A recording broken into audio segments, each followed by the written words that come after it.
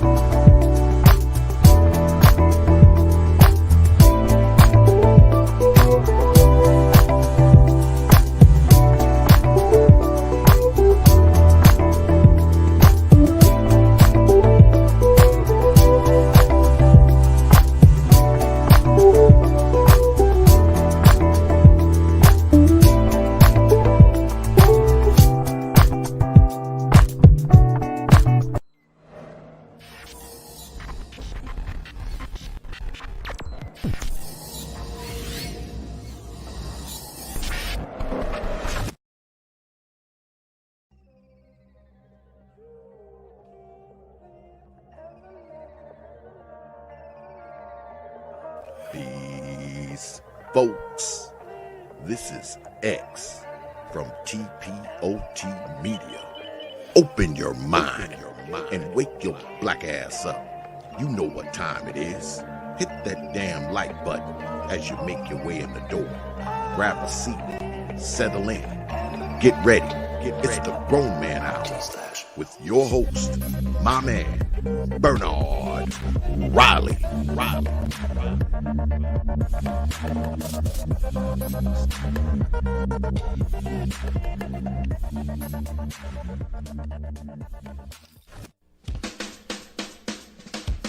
Hey, what's up, everybody? This is Mumia Obsidian Ali. You know who I am. I need no introduction, right? And you're listening to the Grown Man Hour with my man Bernard Riley, heard weekdays right here on YouTube. What do you think about that? How about that? Now let's get back on with the show. Thank you.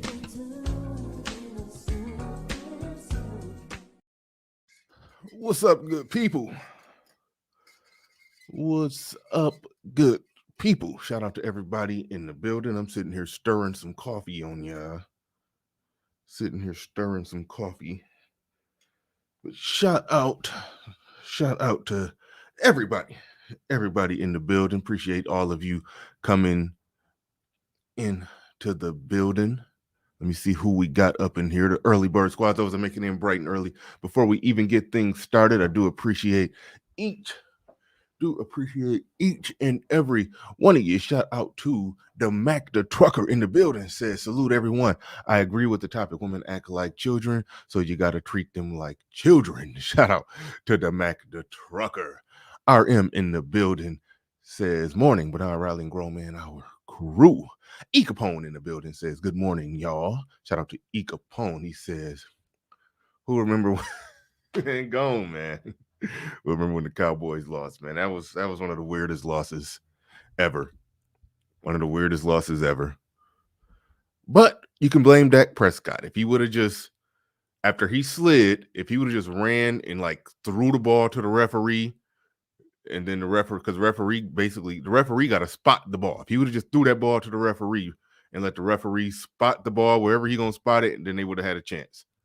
But he tried to just go and set back up. It don't work like that. But in the moment, I didn't know. NFL quarterback, they practiced that play. So he was supposed to know. But either way, uneducated lame in the building. Shout out to you. I don't know if he was listening when I was I was on Shay Shardae's channel yesterday. You had dropped a comment in there. I said I'm going to respond to your emails. If a couple people emails I do got to respond to, so I will be responding to those emails momentarily, hopefully today, unless I get lazy. But Logan JJ in the building. Shout out to you. Shout out to Snuggles, always being weird. She says, "Why would they be mad?" No, it's guess who mad. It says, and guess who's mad, which means you, the listener, have to try to guess who's the people that are mad. I'm just messing with you, Snuggles. Shout out to Snuggles. Shout out to Logan JJ. Says, but when a woman does this type of thing, it's called getting the bag. Make it make sense. Absolutely, absolutely. We about to get into that. I'm going to roll the video. Shout out. I see a lot of people in here. I can't see everyone. I'm scrolling down to the bottom. Shout out to Wake It and Bake. Shout out. I skipped some people.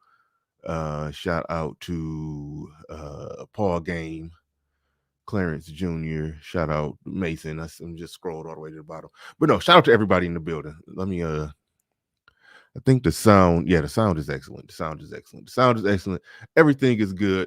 I was on Shay Shardae's show last night. It was a pretty good show talking about our pick-me's female simps. That was the title, but we talked about a lot of different things. A lot of interesting points was made. It was an interesting panel over there. I shared it. Hopefully you saw it. Hopefully you stopped by. It was definitely a good panel, good discussion. Obsidian was over there, so it got a little funny. Obsidian be bringing the entertainment, but no, we definitely had a good show over there yesterday. I'm trying to remember what was the highlights I wanted to recap on. Devin D said he's seen it. Female simp. Yeah, I'm glad you put that female simp there with a question mark. That was my main general point. It doesn't exactly work that way, was the main point that I made. It doesn't exactly work that way. I mean, it was a 5-person panel, Devin Dees. He said I barely spoke, though. It's a 5-person panel, it's only so much you're going to get in when there's a host who's bouncing questions off 4 different people. You kind of got to wait your turn. Generally how it is. But no, the biggest thing with it is that simp, and we're going to get into that kind of with this topic. It kind of dovetails into it. And I'm going to be playing a clip from who Obsidian calls the overgrown simp, Derek Jackson. I'm going to be playing a clip from him. But no, basically, long story short, a simp is overvaluing that woman. Hopefully, at this point in the game, we know to understand the definition of a simp. He's overvaluing that woman, showing so much deference and to that woman. He's overvaluing that woman at the expense of devaluing himself. That's more or less what it is. That simp is only a simp because he's not getting, he's not receiving a reciprocation in return. That's what's making him a simp, because she's not reciprocating. That's essentially what makes him a simp. That's by the definition.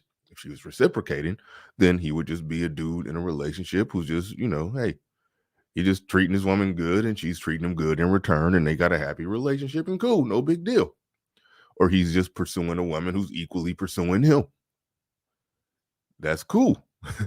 No problem there. But the pick me, on the other hand, and give me 1 second. I'm trying to dot an I and cross a T real quick. Give me a second.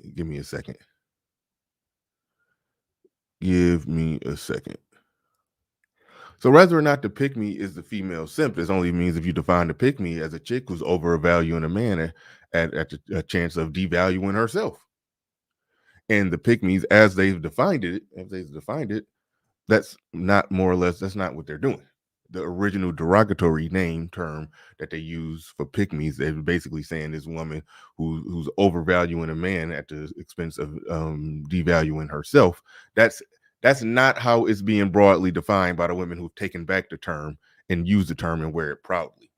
Okay.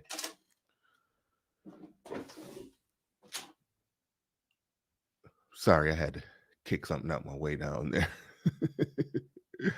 Yeah, so the pygmy is a woman who she values a man, but it's not baked into the cake of the definition that she devalues herself. So they can't really be thought of or looked at as the same thing. That was a general takeaway from the discussion last night, but it was a good discussion. It was a good discussion. I recommend it. Go check it out. But yeah, getting right into it. Getting right into it. I'm starting off a little slow here because I had a bunch of stuff up and ready to go. And then right when I started the show, everything that I had up and ready to go for y'all somehow disappeared. I don't know what happened to all my links. I didn't close nothing, but I can't find nothing. It is weird. It is weird up in here. But I'm about to get things started. So I apologize for stumbling out the gates, but I don't got everything set and ready to go. But all right. This discussion. The couple went viral. I didn't know nothing about it. I kind of heard people talking about it. I think I heard Melody mention that, something about she don't mind giving, her money to her man, and he uses that money and manages that money, the money that she brings in. Granted, provided she ain't bring. I mean, I think she work at Office Max or something like that, Staples. She ain't bringing all that much money in, but the little bit she bring in, she's okay with putting that in his hand, putting that in with the rest of it, and he manage it or whatever. I remember she was saying it. I didn't know why she kept bringing that up, but I think it was because of this viral video. I think it was because of this viral video that she kept bringing that up. People was talking about it, but I knew nothing of it. I knew nothing of it. I'm late to the party with this stuff. I'd be late to the party with this stuff. So I knew nothing of a couple that went viral where the woman was explaining how she gives her check direct deposits into her man's account, and he gives her an allowance.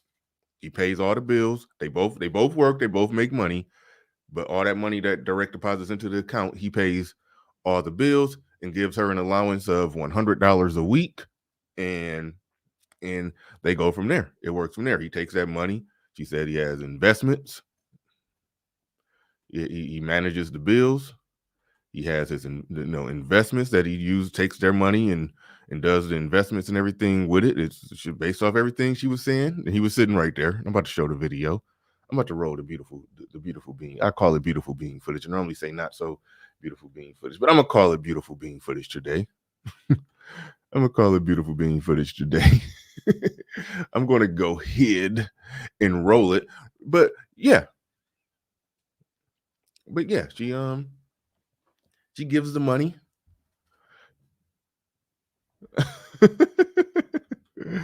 Oh boy. The Mac the Trucker, don't get me started. Sister George do that. Yeah, allegedly. Allegedly. Don't get me started with that. This is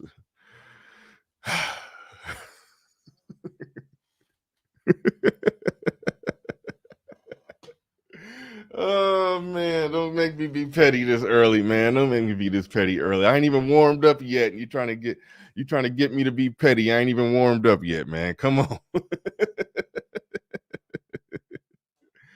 Oh man. Based off what she said, I remember the first conversation I ever had with Sister George. It was actually before I was even going live. This was, probably like 3 years ago. I clipped it from Obsidian's channel and I posted it on my channel because I mean that when you don't really got no content, but if you appear on a big YouTuber's panel, you normally clip your good moments and then put them on your channel. Little strategy to how you get your content rolling. So I clipped the conversation that I had on Obsidian's panel. It was a pretty live panel when Sister George was on there, and I remember she was talking, not talking junk, but she was saying, yeah, her man, he the best things in sliced bread. He make 6 figures or something, blah blah blah blah blah. See, this was 3 years ago. She was talking about how much money her man was making, and that was cool. That was cool. I'm not even going to talk about what I what I checkmated her on, but because that's not important. That's not a part of the discussion. However, shout out to the lead attorney in the building. Salute. What was I about to say? She was back then talking about how much money he made, and that was cool. And so I don't know. I'm just looking. This is how I envision it.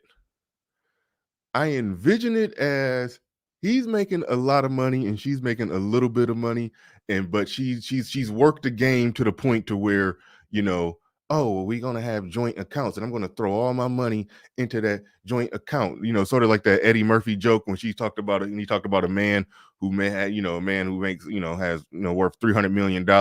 What is this woman gonna do for a living? Go work at a gas station? Uh, gonna get $117 check and be like, here, put that in with the rest of it. So the way I envision it is Sister George is on some, here, put this in with the rest of it. But she's pulling out more than what she puts in. That's just my sneaky suspicion. And I say this lightheartedly. I'm joking. I look, yeah, happy couple. They gotta, you know, if they happy, they happy. I'm just cracking jokes. Don't take it too serious. But that whole little I tend to believe she got access to, if it's true that she's allegedly giving her money to her man. I tend to believe that if her money is going right into that account, I just my assumption that she pulls out more than what she puts in. That's all. That's all. Just a little slight assumption. But I'm having fun with it. Don't take me too serious on that one. Don't take me too serious on that one. Don't take me too serious on that one. Oh, somebody said, okay, see, I don't know this information. You said she's a federal employee. I don't get into that. I'm just joking. Don't take me too serious. Don't take me too serious. I'm just joking. I'm just joking. But yeah. But anyway, let me get back to it. The Mac the trucker, you didn't don't be triggering off my petty impulses early in the morning, man. It's too early, man. Don't be triggering my petty.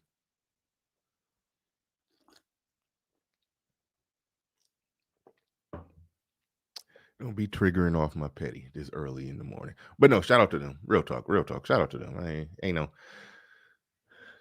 no thing. But we got TLA in the building. Shout out to the lead attorney. Shout out to the lead attorney. I've been saying if you're not a Patreon of the lead attorney, you ought to go over there. No, if you're if you're interested in starting a YouTube channel, it's a lot of good information over there. A lot of good information over there. If you're interested in starting a YouTube channel, you definitely should go over there. A lot of good game being dropped over there. Faucet Media in the building. Shout out. But all right. I did enough setting up of the video. We got 124 people in here. Hit the like button. Let people know that you're here. And I'm about to finally hit the like button myself. It's 126 people in the building. I'm just now hitting the like button myself, so I'm late to the party on hitting the like button. But y'all, now that I did it, y'all go ahead and do it. Let's get ready to go. Let's get things going. All right.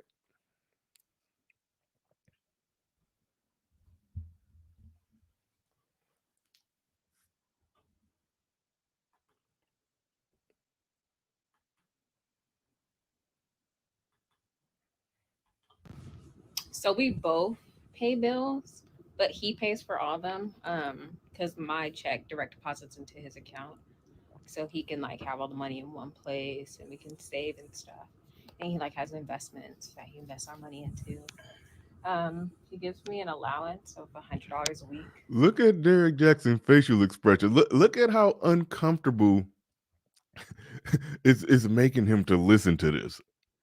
That's what I want y'all to pay attention to. You can just see it going in. Just look at how uncomfortable.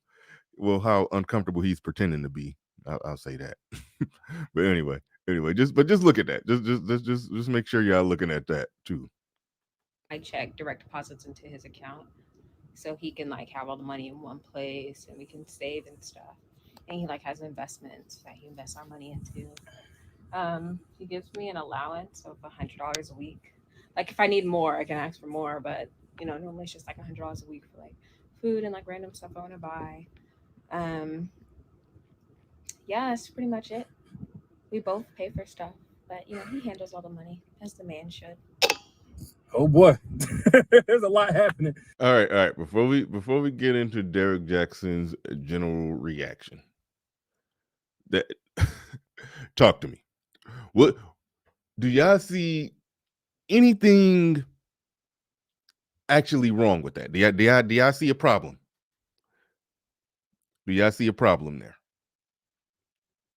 I want to know if y'all see a problem there. They both work. Let's see if it was a situation where he was just bumming on the couch and he taking all the money. Okay, you could argue.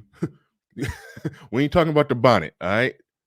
They going to bed. Let them go to sleep. They just made a little video before they went to sleep. All right, I'm seeing everybody saying nothing wrong with it, not at all. Get off the bonnet. Get off the bonnet, gang. We ain't talking about that today. We ain't talking about that today. But yeah, no, it is what it is. She laid it out. They both work. They both make money. The money goes into the account. He manages and delegates the money and where it's going to go and what's going to happen. He gives her an allowance to get what she needs throughout the week. If she need more, she go to him and he gives her more. If he makes a calculation and comes to the conclusion that, okay, yes, we can spare that. We can do that, or that thing, this extra stuff that you want, that you need. This makes sense. So yeah, sure. Here we can do that. But overall, we're gonna set a budget. We're gonna set a budget of I'm gonna give you $100 a week. They didn't say who's making the most money. They didn't say who's making the most money. If he's into investments and all of that stuff, he's doing that. I'm just gonna assume he's making the most money. I'm gonna assume he's the most financially responsible of the two. I'm going to assume that. I think that's a fair assumption. I think that's a fair assumption that he's the most financially responsible of the two. So he manages the money. It shouldn't be that much of a problem with that, because I'm pretty damn sure that if it was a situation where two people had their money going into the same account, but like it was how it was old school, Chef Bonnet, man, come on, y'all, cut it out. How it was, old school, the woman ran all the calculations with the bills and how much money they had coming in, even when she didn't make no money at all. She ran all the calculations herself. She'll run all the calculations. She'll balance the checkbook. She'll make sure what they got coming in is more than what's going out. And then whatever is left over, let's just say, even if it's just $300 a month left over, you run the math on that and figure out how much of an allowance of cash that they both have to spend throughout the week, throughout the month, or until the next check come or whatever. That was called normal at one point.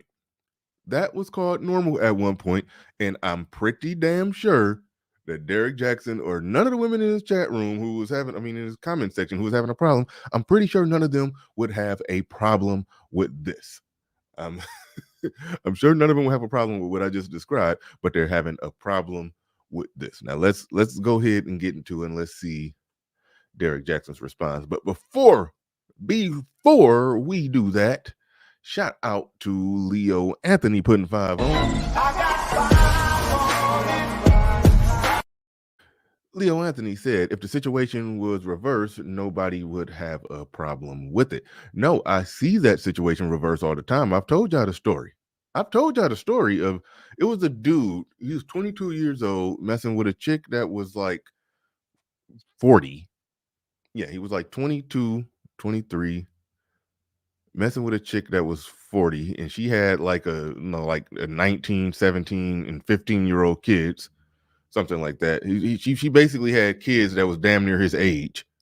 Like I think when we ran the math on their ages, he technically was a senior when her oldest son was a freshman in high school.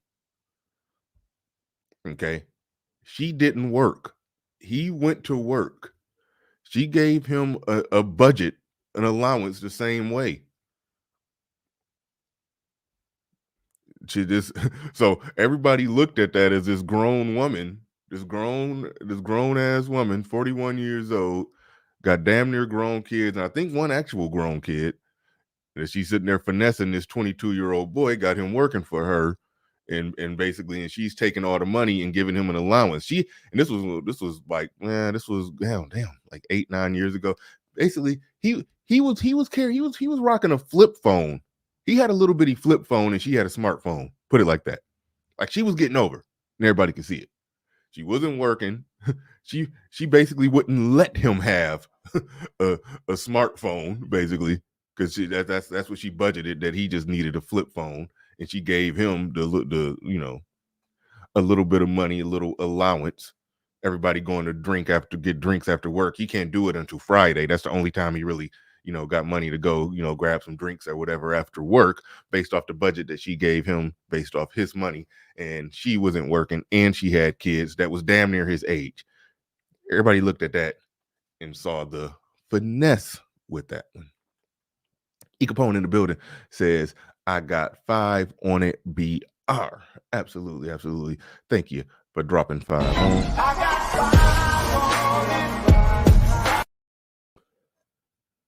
While I'm at it, while I'm right here, let me glance at the Cash apps, because I'd be so late. I'd be so late acknowledging the people who Cash app. Well, I'm gonna try to keep my phone open periodically so I can catch it. But all right. 165 in the building. Make sure y'all hit the like button. Man, he said the bonnet has membership chat privileges. Damn. Damn. But anyway, all right, but let's get Derek Jackson's response. In this clip, for those who couldn't see, somebody DM'd this to me, asked me my thoughts, but she's telling how they pay bills. Basically, she goes to work, they both go to work, they both pay bills, but she doesn't really see the money. It goes through him, then to her at $100 a week. And if she wants more money, then she can go and ask him for permission to get more of the money that she's already earned. So if that don't make sense to you, I promise you, you are not alone. Like, my first thoughts was a lot of questions, like how does work? What do they call that? Nonetheless, they both grown. I'm not here to tell them how to live their life. But my first thought was, like, this don't sound much like a partnership. Even whenever you talk about leadership, even in a traditional aspect, a biblical aspect, it's still as a part of a partnership. Like, the head needs the neck, like both need each other. But just looking at his body language, I don't know if it's just. All right. We about to get into what he said right there. But car designer Chris in the building says she was trying to keep of the manosphere with the oh. I think he's saying she was trying to keep him off the manosphere with the flip phone. No, you know what? Part of it ain't nothing to do with the manosphere, but no, part of her, making sure that he only had a flip phone is basically it was a measure of control. That was how we knew it wasn't genuine. She wanted to control him. She didn't want him to be able to be on Facebook at work or on Instagram at work, or be able to have, certain type of access to potential women or whatever. So she was trying to control him. That's what the flip phone was about. That was a flip phone. Even though she had a smartphone, she had the highest tech. I don't know what the best phone was back in 2012 or whenever this was, 2013. I don't know what the best phone was back then, but I know flip phones wasn't in. I do know that whatever the best phone was, she had the best of the best when it came to phones back then. So yeah, so she and he paid for it. He paid for it. So yeah, so that was finessing and getting over. But so far so bad. We could see that Derek Jackson in this situation that she's okay with, and she says the man is in charge and he's leading in terms of the finances and making the financial decisions as the man should. She believes that the man should make the financial decisions, of which he's doing. And Derek Jackson has a problem with that. But we about to get more into it. He smuggled in the Bible. I don't know why. Oh wait, yeah, he did recently just have a religious come to Jesus moment. I forgot about that. But I remember he used to talk like that. But yeah, now I think he's all on it. But anyway, that's a whole nother story we're gonna get into. Don't sound much like a partnership. Even whenever you talk about the whole partnership thing. Now, it's interesting that the whole idea, the concept of the partnership is just front loaded as an afterthought. Like that's automatically going to be it. That's the thing. It's a partnership. Nobody out front in the lead and she's behind him. No, it's automatically partnership. Two co-pilots. That's generally how he wants to ultimately set the table. So let's file that one away. Leadership, even in a traditional aspect, a biblical aspect, it's still as a part of a partnership. Like the head needs the neck, like both need each other. But just looking at his body language, I don't know if it's just me that caught it. I was like, his body language, his facial expressions is saying that he understands this is a finesse. He's hitting a lick because from what I understand, they're not even married. So every time that she go to work, every time that her check deposit into his account, every time that he gives her pension of $100 or a few more morsels or whatever, whenever she needs some more, he hitting a lick. His body language says it. But on the part where she talked about him being the leader, that's a lick. But I wonder, do he call it a lick if it's the other way around? And I'm going to show a video after this is going to prove that he doesn't call it a lick when it's the other way around. I'm going to show a video that's going to prove that he doesn't call it a lick when it's the other way around. I'm going to show that. I'm going to prove that. So be patient. Stick with me. Stick with me. Says it. But on the part where she talked about, him being, the leader or the one who's in charge of the finances, which is alluding to him being a leader, I do want to call a spade on that. Again, I ain't here to tell them how to live their life, but no, even in a traditional biblical concept where this originated, a man is not the leader in a relationship. A husband is the leader in a marriage. A husband is a leader of the household. Big difference. And especially in a situation like this, when you don't have marriage and laws and stuff like that can protect you if things go left. Because if they were married, I could at least say, okay, it's kind of like a joint account where there's a budget agreed to, but he's the one who took the lead on that. But there ain't even that. All right. Now, that is the one good point. But again, we got to file this one away. I'm going to show y'all another video. A video that was made relatively in close proximity of this one. However, because they're not married, and unless they drew up some kind of contract, there is technically no legal protection. All right, I'll go ahead and say that point. Now, I do like to see men win, and I do like to see women follow the lead of men, and I do like to see a woman who trusts her man and jumps out there on faith that her man is going to do right by her. Yeah, I'll admit, I do like to see that.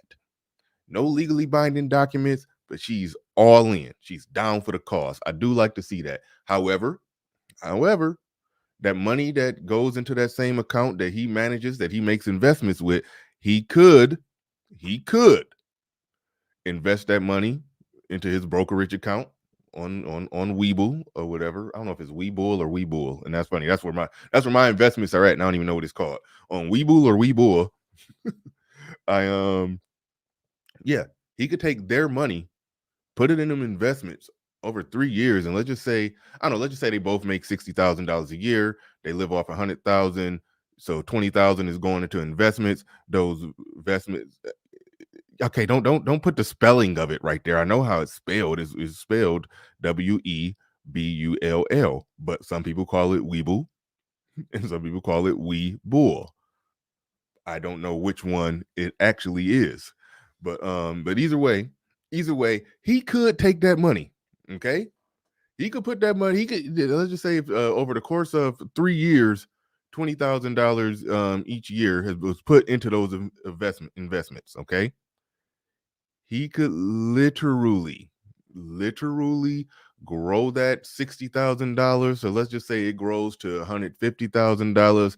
Let's just say he get a real big break in the stock market, something he had the money sitting on for a while, just shoots up, goes up like 40% or something, 50%. That happens.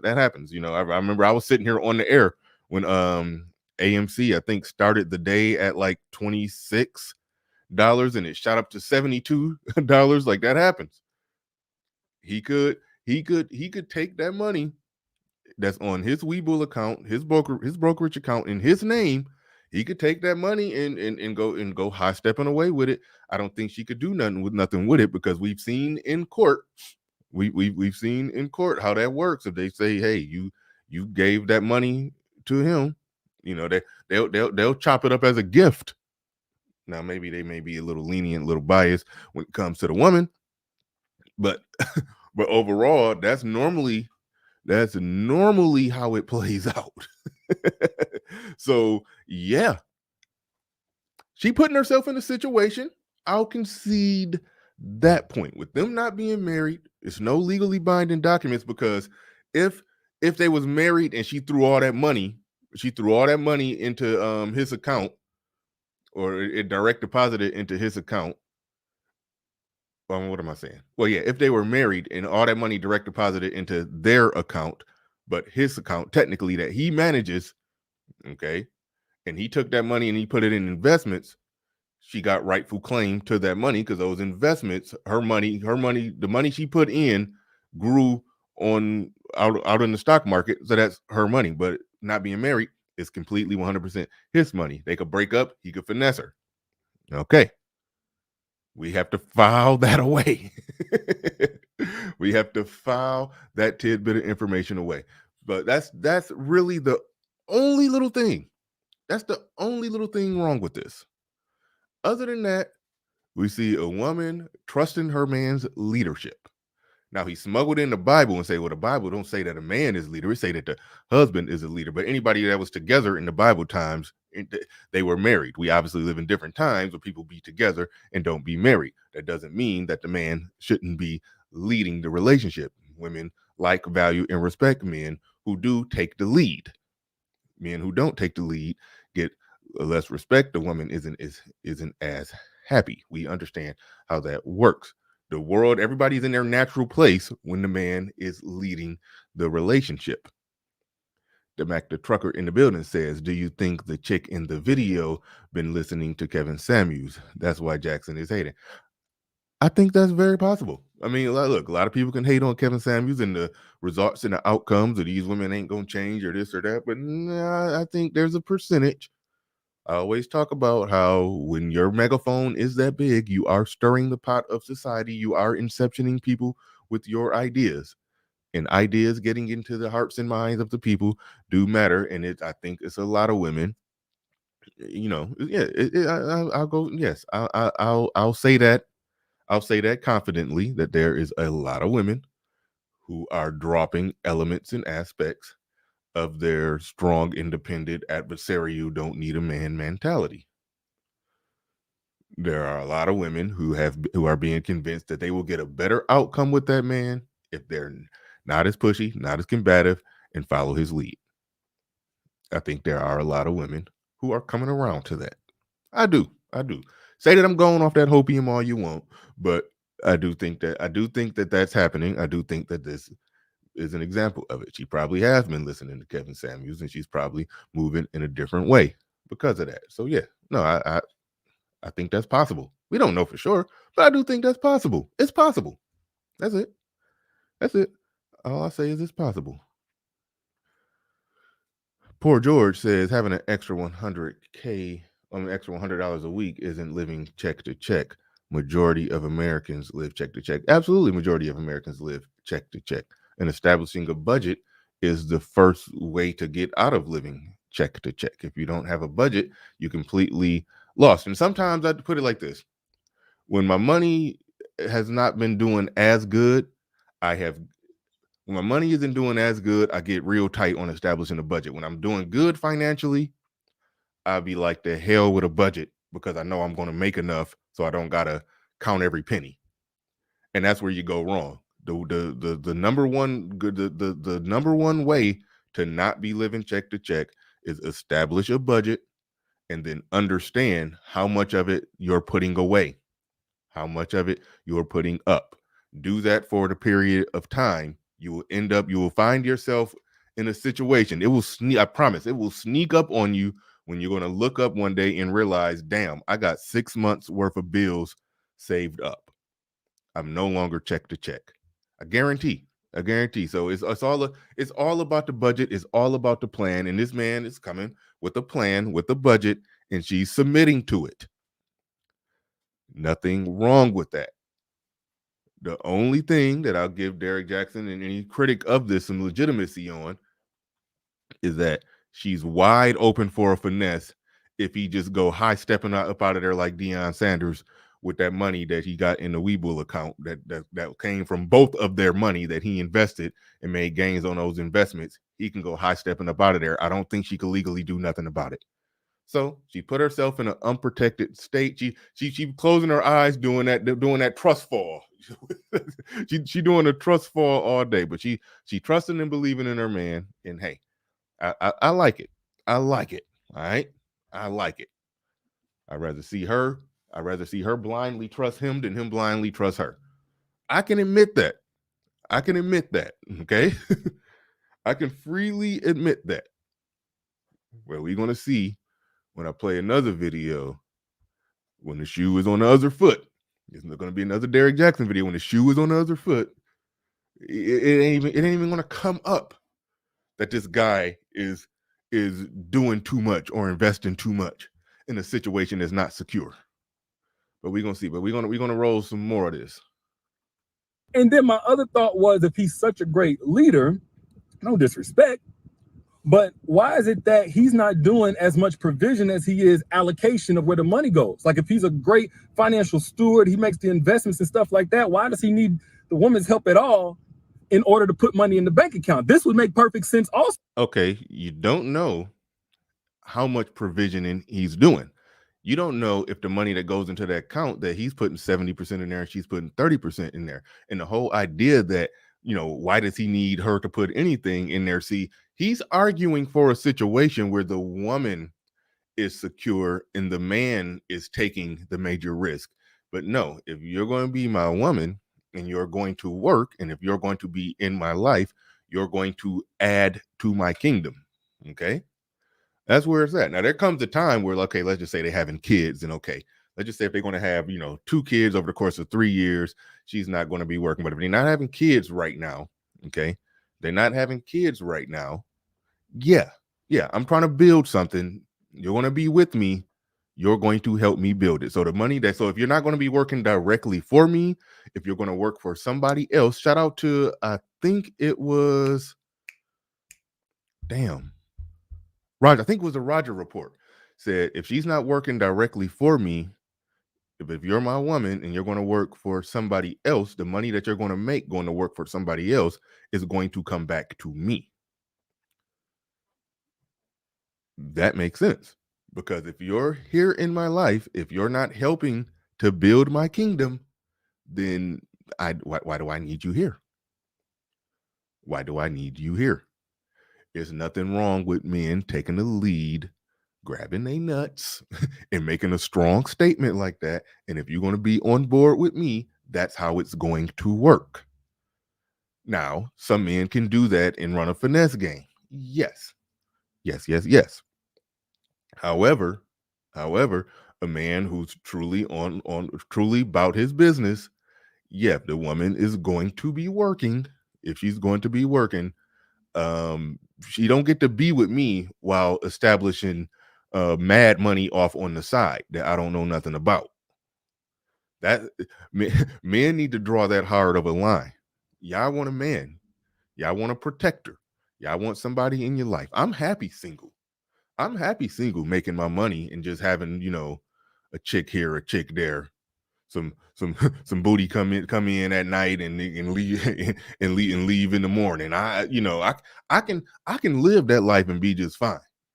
There's a percentage of women that get miserable if they live in that life over a period of time. Not all of them. Hashtag not all. We know we know what these chicks be about. But look, I was perfectly happy single. All right. But if you're going to come into my life, oh yeah, you're going to add to it. It's nothing wrong with a dude drawing that stance. And that's one thing about this space that I like, that men, whatever it is that you want, you could write that ticket. Now, there is a such thing as a man who say, no, I don't care about a chick money. She don't got to bring no money to the table, as long as she's cooperative, submissive, feminine, fit, friendly, or what a little bit Nate say that word, convivial, all of that. If you are those things and you're bringing that to my life, yeah, I don't need money to help. You need any money from you to help build the kingdom? No. I just need you to be feminine and fit and look good and be easy to get along with and be a good mother to my children. Some dudes are saying that's where they draw the line and say that's it. Some dudes are looking at, if I'm going to be with a woman, it's I'm thinking about I'm thinking about about building something. Women always say that. Yeah, well, we need to build together. Okay, cool. Yeah. You gonna come in and you gonna build with me. Yes. How much you making in that little cubicle? Okay, you making 40K a year. Okay, good. I make 70K a year. Good. That's 110 a year. We can live off my 70, but I'm about to take your 40, and I'm about to invest. I'm about to take that increase. I'm about to take that increase to my 70, and it's about to be invested over here. I'm about to be doing this with it, and you're gonna have to trust me, and you got to get on board, and you're gonna have to rock with me. I'm about to take us to the promised land, and that's what it is. And it's going to eventually, it's going to put us in a spot where you're not going to be working at and going to that little cubicle doing that work. Like, listen, if a man coming with that energy, and she believe and she trust him and she follow him, if that's the ticket that he write, and she get behind and she get on board with it, then that is what it is. I'm all about men writing their ticket. I'm all about that. Now you flip this around, what they're about, and they're about women essentially writing their ticket. That's what a lot of them are about. See, the Black Manosphere isn't against relationships. Black Manosphere is actually for relationships, but on the man's terms. When you look at the simps, the panda bears, the sisterhood, and just the ideals of feminism, womanism in general, yeah, they want relationships, but they want relationships. They want them on the woman's terms. That's how they want it. That's how they want it. Eric the Red, you know what I meant when I said 70, adjusted for the taxes, but you know what I meant, goddammit. You said, let me just go and click on that. You said 70K is 40K after taxes. You can't save her 40K. I understand that. I don't think 70K is 40K after taxes. It normally don't play out exactly like that. You almost got somebody making 70K at a 50% tax rate. So 70K ain't 40K, and it depends on how many exemptions and blah blah blah blah blah. But 70K, it ain't 40K. But you know what I'm saying? If two people combining, okay, but look at it like this. And then when we talking about people that ain't married here, that 40K after taxes normally will end up being 30K. That 70K after taxes probably will end up being 50 to 52, 50 to somewhere between 50 and 55, depending on what the exemptions are. So just take so they'll make 85. They'll make 85 after taxes. If they could live off 65, then okay, 20K can go to investments. We get it. We got it. All right.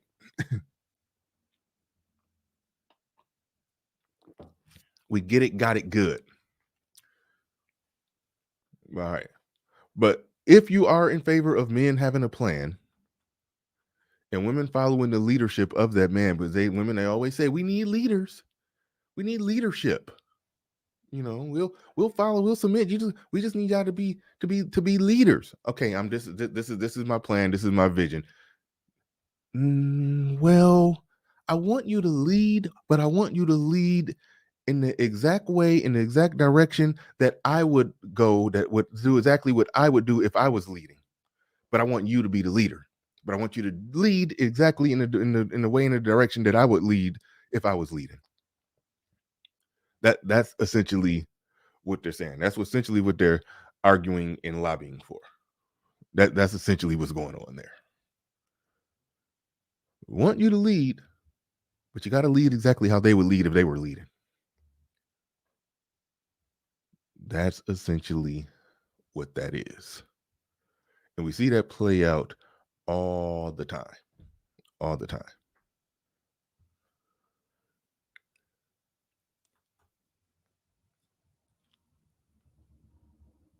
And he's essentially arguing that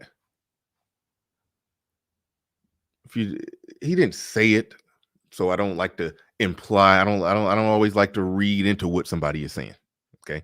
I don't like to always read into what somebody is saying, but what's embedded in there is that the man only should be leading if he's paying 100%. If he's paying 100%. That's essentially what he's getting out there. He's getting out there. And I'm not about to dig too deep into that one. I'm about to dig too deep into that one because I'm about to roll it. also if it was just strictly him that was earning all the money. But apparently the investments ain't panned out yet, or whatever, man. Again, these are grown ups, so can't nobody just blame him. I'm not just blaming. I'm really not even trying to shame him, nothing like that. I'm just having fun with the subject.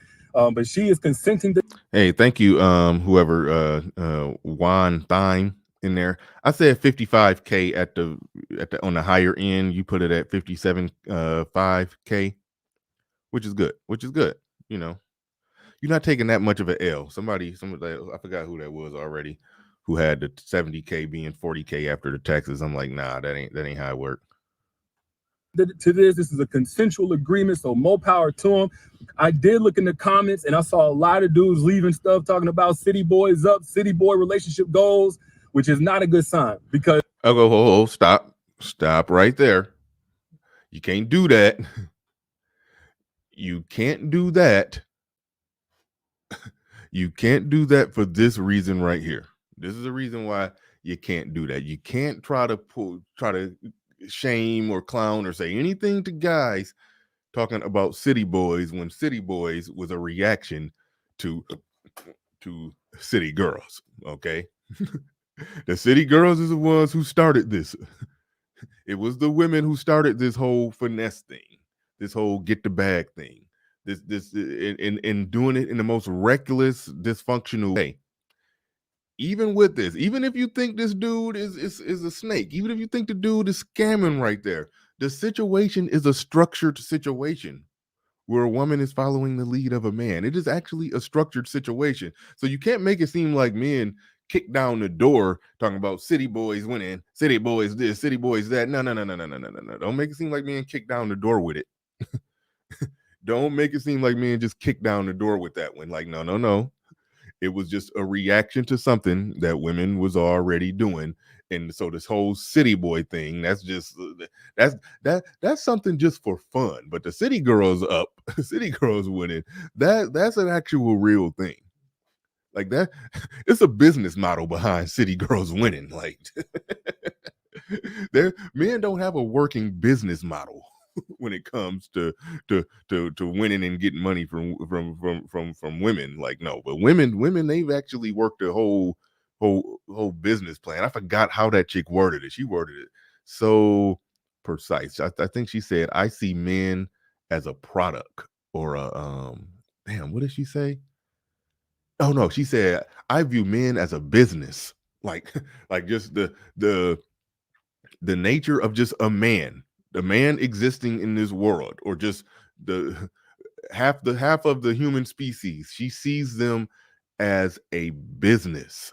Like so no. You don't get to talk about city boys, which was a reaction that don't really mean nothing, don't really mean nothing. Dudes ain't finessing women out of their money like that. It's not even a thing. Car designer Chris says, shh, 70K down to 57K is a L anyway. You put it. Uncle Sam is a beast. Yeah, it is what it is. Is what it is. I don't overthink on that one. I mean, I should, but I'm not. I mean, I don't think that's all right. I don't want to get. I've been laying low on the politics. I got to get with Hood Surfer. We got to put some shows together, and SKC been doing a lot on critical race theories. I gotta bring some of those shows back. I ain't been doing a lot of those lately. But overall, man, when you live in a functioning country, Western civilized country with I hate to even say this, because if we itemize everything that our tax dollars go to, it's so much stuff that, like, what the hell? Why do we need this? Why do we need that? But I mean, so yeah, if we can, I think it's a lot of fat that can get trimmed off of that. But at the end of the day, the roads, highways, byways, and a lot of things that everybody use to get to, I mean, there has to be something. I don't know what the number should be, but there's a percentage of tax dollars that a working American citizen should have to pay to make sure that this country, this very functional country that we live in and enjoy living in, runs properly. I just say that. But listen, and I find out that the president got like a $2 million a year golf budget. It was like, what the hell? But anyway. But car designer Chris in the building. Shout out to you. Appreciate the super chat. But all right, where we at? Where we at? I forgot. Because for those who don't know, city boys is the new term for F boys. Remember we used to say F boys a lot a couple of years ago? Well, now they created a whole movement called city boys where these dudes are proud of being F boys. And this is 100% city boy material. This is tantalizing and attractive to a city boy, as opposed to an evolved man who, yeah. Now that is some bull. That is some bull. You can't put this dude in fuckboy category. You don't know if he cheating on her. You don't know if he mistreating her. You don't know if he lying to her. You don't know what he doing wrong to her. Only thing you know is that he's managing the finances in their relationship. That is the only thing you know. And you just want to lump him in with all that? Really? I mean, after what you did, I wouldn't even see. I didn't even come here to go in on that. I know Obsidian might. I know Mike to it. If Obsidian come up, Obsidian is going in on that. But you don't get to say that about this man after all that you did got uncovered. Like the goddamn audacity. Shout out to Bitcoin L. The audacity. The audacity. You know nothing about this man other than what his woman said. And all his woman said is that this man is managing the finances in the relationship. That is the only thing you know. You don't know if he's doing all the stuff that you was doing. You don't know that. You don't know that. So how you going to talk about some city boy winning shit when you was on the you was city boy, and if a city boy is a new word for fuck boy? Like, come on. How did he sit there with a straight face and do that? How do he do that without stuttering or fumbling or like how? How, Sway? I didn't even come here for that. I like to analyze the videos and just analyze the words that are coming out of the mouth of the person and see is it internal logic? Do it make sense? Do it add up? Do it contradict with something that they said previously? That's what I like to do. I like to attack the ideas and not the people, but we got to push pause on this one. We got to push pause. The only thing you know about this man is that he's managing the money in the relationship, and he's doing it in a way where he's more at an advantage. He's in the dominant position. And let's keep it real. Women do like men in a dominant position. They do. If they find a guy that if they feeling him, he make her feel some type of way. She feels some type of way about him, or he makes her feel some type of way or whatever. And then, yeah, she likes to be in that. If a woman is naturally submissive, and her whole, leave her alone about the bonnet, but her whole energy is a very submissive energy. Like you could see it, you could feel it. So she got a man that she believe in, and she's walking blindfolded off a cliff with him. That's how a lot of women get. That's truthfully how my woman act towards me. I ain't gonna even lie. That's how my woman act towards me. Now, fortunately, she's not with the dude who's gonna walk her off a cliff, but I could, because because she just has just a blind, just belief in me like that, And that's how a lot of women operate. That's how they end up with the F boys, the fuck boys. That's how they end up with getting pregnant by dudes who ain't shit. It's a lot of women who do, they do got that blind that they shut off all their blinders, they break all their rules for a certain type of guy for whatever particular reason, and they do that and they end up in a bad situation. But why criticize somebody who's in a situation where, we don't know if she's being mistreated. Only thing we know is that she has a whole lot of trust in him to manage those finances. That's the only thing we know. And he got the audacity to put this boy, put the dude in F boy category or territory. We're gonna rewind a little bit of that. Which is not a good sign, because for those who don't know, city boys is the new term for F boys. Remember we used to say F boys a lot? Because still agreement, so more power to them. I did look in the comments and I saw a lot of dudes leaving stuff talking about city boys up, city boy relationship goals, which is not a good sign, because for those who don't know, City boys is the new term for F boys. Remember, we used to say F boys a lot a couple of years ago? Well, now they've created a whole movement called City Boys, where these dudes are proud of being F boys. And this is 100% city boy material. This is tantalizing and attractive to a city boy, as opposed to an evolved man who, yes, he is a leader. Yes, he wants to be a leader. Even before marriage, he doesn't have a problem, taking the lead on these types of things, but it's also coupled. Here come the double talk. With accountability. Is coupled with transparency.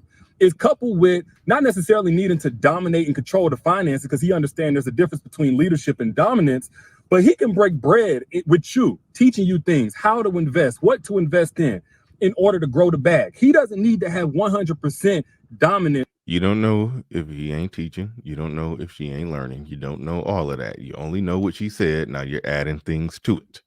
But he's acknowledging that a man should be in the position of leading and blah blah blah blah blah. He's saying all of that now, but that's where that double talk come in. You gotta pander to the women and say that no, you should be in control. You should be in control, but the man should be in control. But you should be in control, but he should be in control, but not controlling. Yeah, it just turns into a situation where it's just a bunch of word salad. Like, this is a word salad portion of it. In order to feel like he's a leader, even in a provisional context, whether or not he's bringing in all the money, but he doesn't need that necessarily. That's a matter of ego and insecurity. Now, we talked about that because that's its own subject by itself. We talked about that in my free masterclass, The Secrets to Making an Evolved Man Crave You. If you ain't got access to that yet, it's free right now down at the link in the caption. Get access now before that ends. But moral of the story is this. Again, I wish this couple all the best. I had fun with this subject, but in all seriousness, I don't know that he's a city boy. I'm not saying he's a city boy. There's clearly... There go the double talk. There go the double talk. It's like he said it, but I don't know if it is. But I'm saying it. I said it. I wanted y'all to hear it. But he caught please, because he know he's making pandering statements now. He's trying to cover up for it. A lot of trust. I ain't know that much trust in the world, but there's a lot of trust between them. So no, we're gonna show you some trust. We're gonna show you somebody jumping out on some trust, and you ain't gonna have a problem with it. Apparently they're doing something right. But for everybody else in any type of situation like this, leadership that's not coupled with accountability, transparency, and definitely leadership that's not coupled with a commitment, it's just we don't know if it ain't coupled with transparency. We don't know that. But the only fair point, and this is an important point with the next video, keep this in mind. Keep this in mind about that leadership or whatever that's not coupled with a commitment. Okay? Keep that in mind. Set up for regret later on. So that statement right there. That statement right there. We got to keep that one in mind. Leadership that's not coupled with a commitment. It's just a setup for regret later on. So we got to remember that one. And definitely leadership that's not coupled with a commitment. It's just a setup with accountability, transparency, and definitely leadership. Shoot, I'm trying to get it. That's not coupled with a commitment. It's just a setup for regret later on. All right. We about to stop that right there. We got 230 people in the building. 235 people in the building, based off what I'm seeing right here. Make sure y'all hit that like button. And let me pull something else on out here. Give me 1 second. 1 second.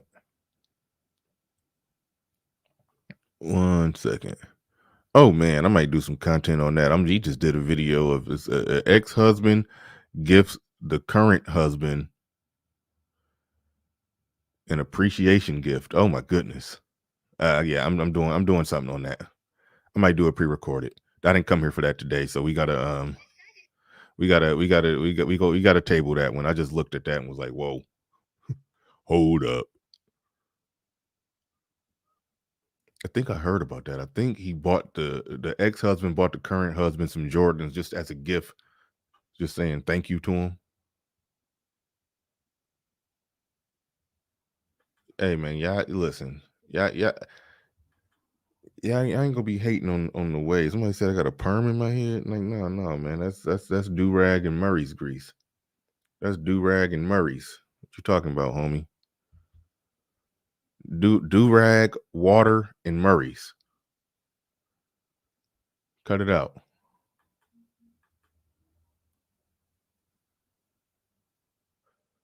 All right, where I'm at.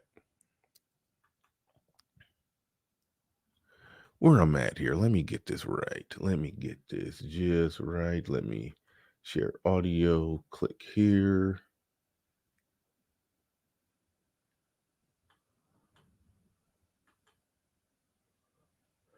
All right. Now keep everything in mind that we just watched. Keep everything in mind that we just watched. Decided to take her on a surprise vacay. She tried to guess where. All she knew was we would be gone 9 days. Now keep in mind, oh, like that's sweet. He took his girl on a nice surprise vacation.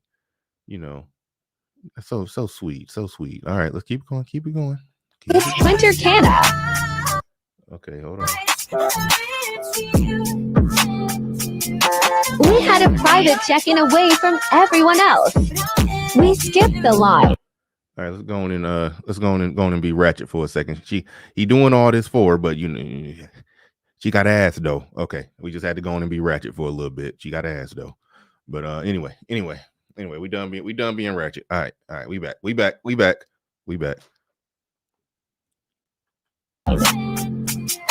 Swim up pool for the princess.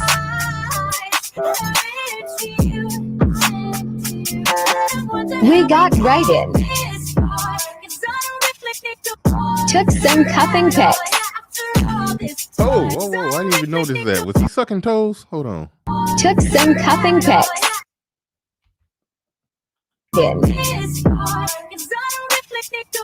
Took some cuffing pics. Okay, yeah. Okay, so he out there sucking toes for the picture. He ain't just so okay. When you're doing that, you're not just sucking toes because he went to feet. I mean, Dave Chappelle said he liked to fuck feet. You know, put the hands together in a little space, a little hole in between. He liked to, so some dudes are into feet, but I don't think you're really into feet if you sucking on toes for the gram. I don't think you're really into it. I just think you're doing it for the gram. So that's But anyway, yeah. She walking around barefooted out there, but okay, she rinsed the dirt off her foot before we sucked it. She put her foot in the water and rinsed all the dirt off before we sucked it. But I don't know. Some of y'all into toes. Some of y'all are into toes. You know, I do a foot massage. I give a good foot massage. So I ain't gonna knock it. If it's your woman, you can, if she doing right by you, you could do a little something. But I don't, I ain't sucking toes for the gram. That's all I'm saying. But anyway, let's keep going. All inclusive. Got us a couple's massage. Then I wrote her name in the sand and asked her to be my girl on a chopper. No more saying I never made it official. You all are my witnesses.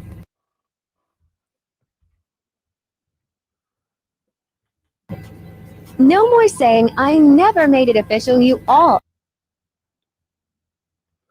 Okay.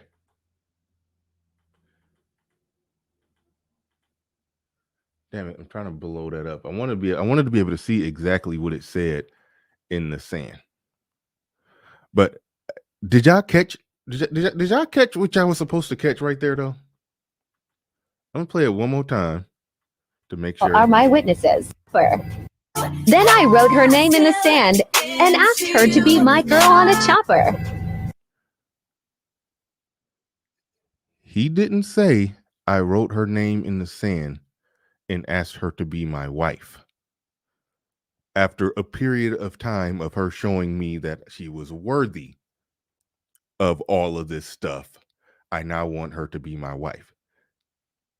If he would have said, I know some of y'all are completely against marriage, but if that was the case, I'm cool. He said, be my girl. So this man did this big ass vacation that, I mean, the video's still going on and on and on. When you add up everything, this vacation to another country, and I think they got on a plane and went somewhere else in the middle of the vacation. I think I gotta watch the end. This vacation had to run like at least $15,000 for a woman that wasn't his girlfriend.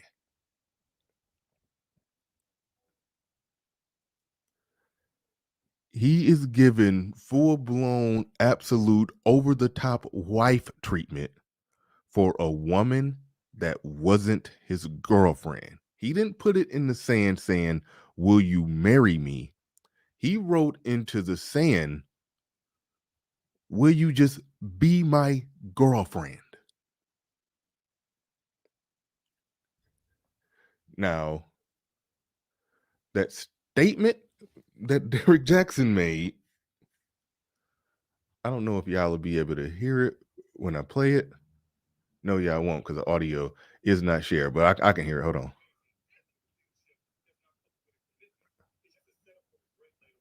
He said, remember in the other video when he said leadership that's not coupled with commitment is just a setup for regret later on.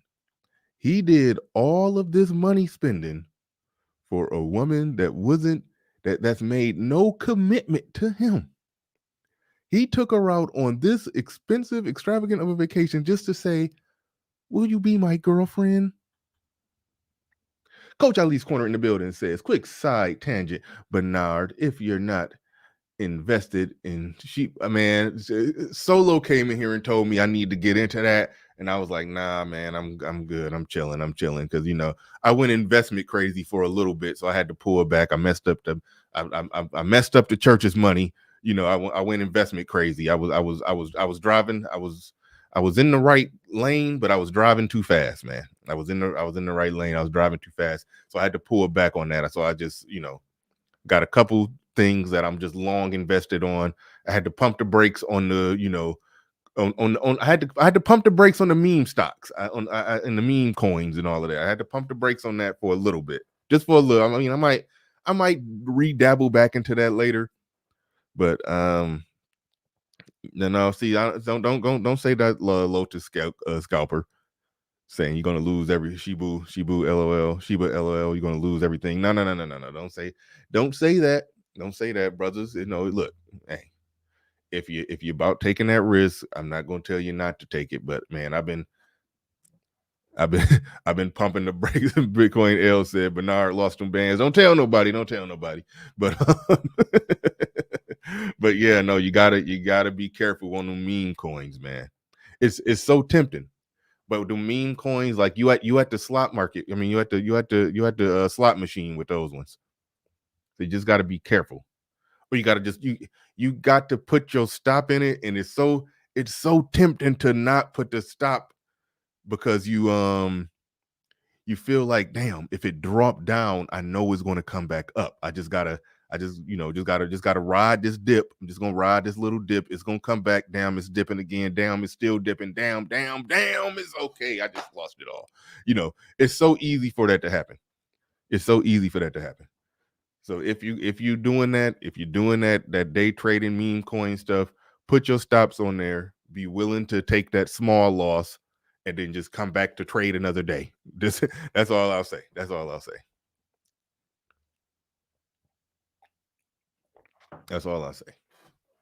But no. So I've been cooling. I got I still got money sitting on AMC, which is down, but I'm long on AMC until the people who shorted AMC, into the people who shorted it because they thought it was going to go out of business.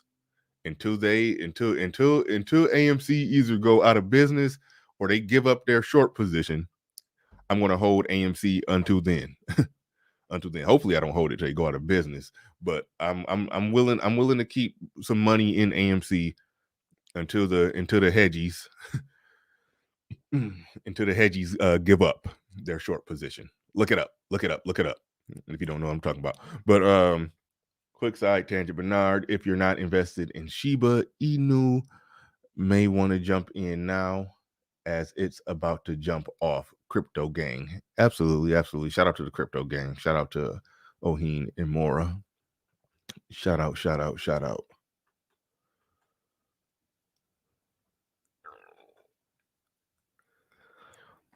But back on to it. This man is doing all of this for a woman that ain't even his woman.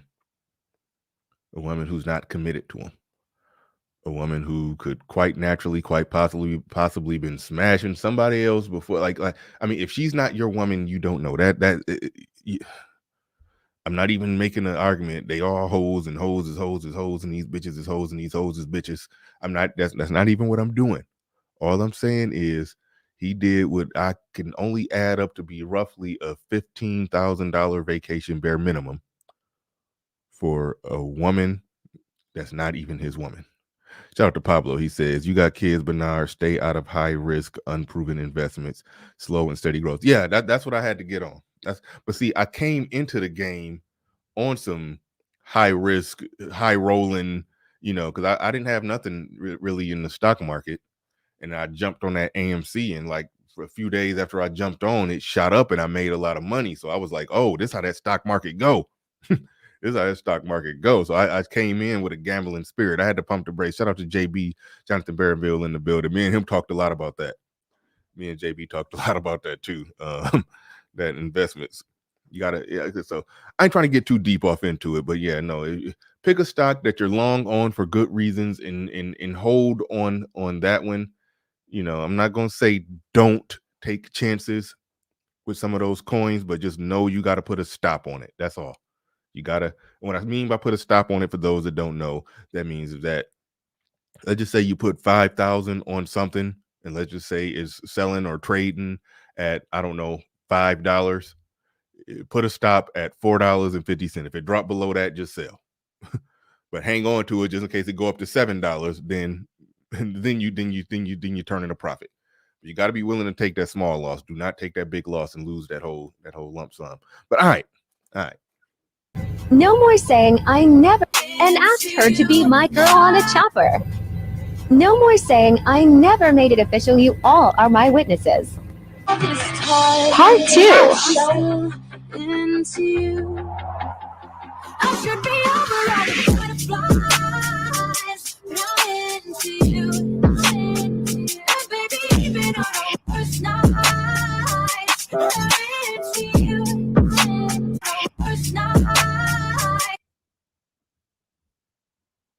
Okay, I want to know who's the third wheel recording all of this. Y'all probably can't see that. It says pool sex broad day. Who's the third wheel on this vacation with them recording all of that? That's what I'm trying to figure out. And that is that can't be no actual picture of them actually doing it. Because that mean they got somebody with them to okay, maybe he just set the phone up in the water.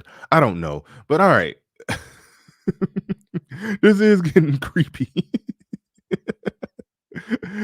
You don't got no outside tripod recording your your amateur scene.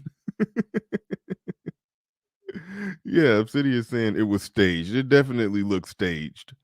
I'm seeing all the staged nature of this.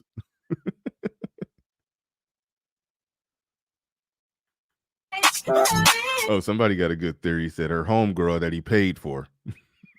He paid for one of her friends. He offered to take her out on that vacation. She was like, "Well, can one of my friends come?" She let her, they be doing that. They be doing that.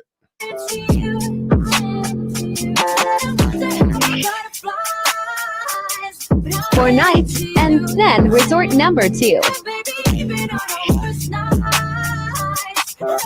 A private pool and a butler with the room.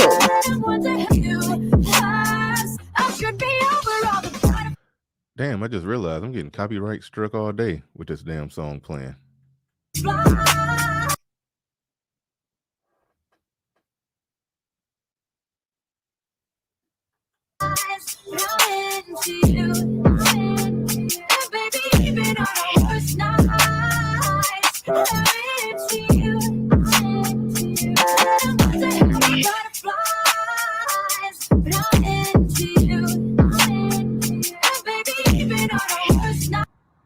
Man, this was refreshing.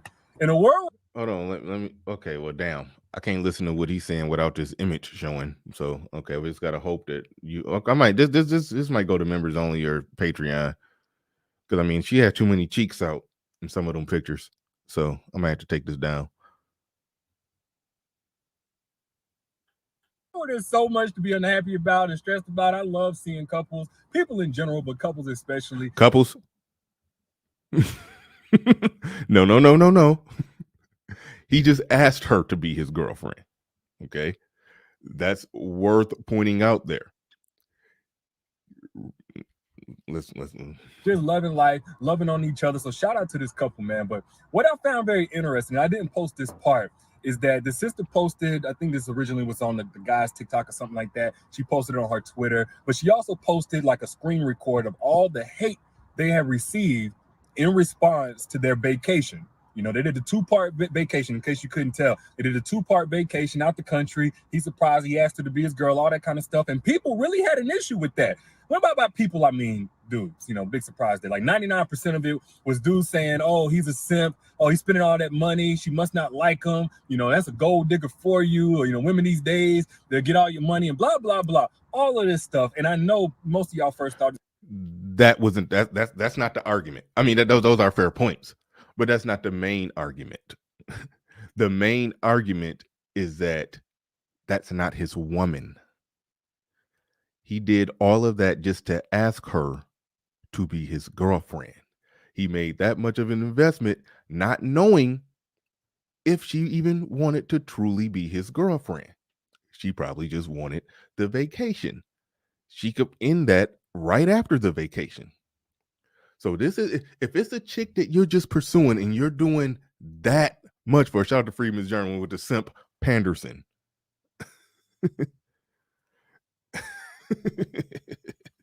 That's simp Panderson too funny. That the issue is that it's not his girlfriend. Now we're gonna rewind back. I'm gonna try to be quick with this because I want y'all to remember the previous video on everything that he was saying when that woman was in a situation. Well, I shouldn't even say a situation, in an actual relationship with the man that she believed in, and she was giving her money.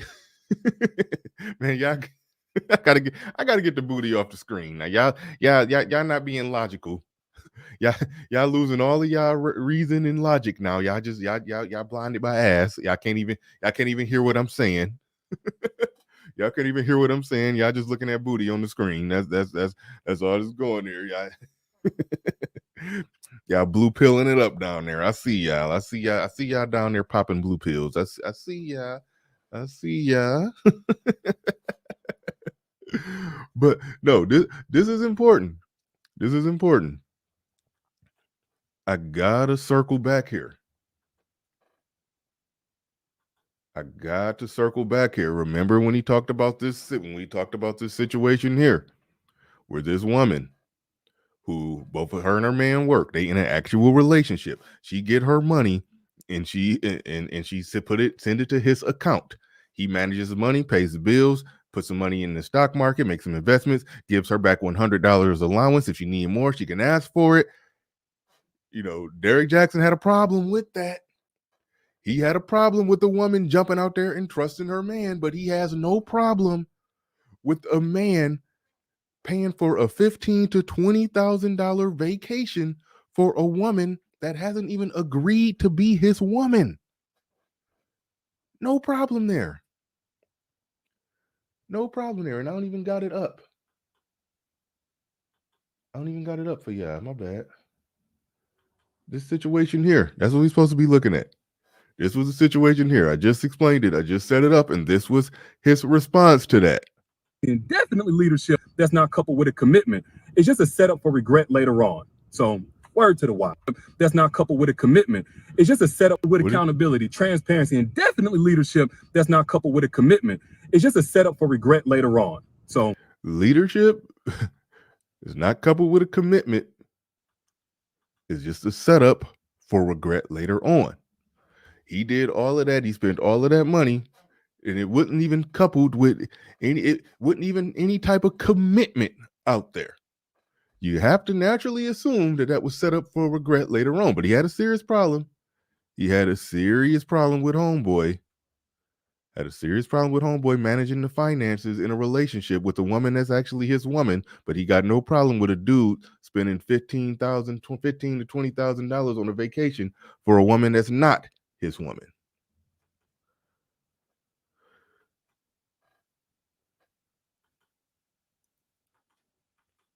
Man, these dudes out here just be hating, and there is some guys that just be out here hating. I personally think these guys are not just hating; they're intimidated.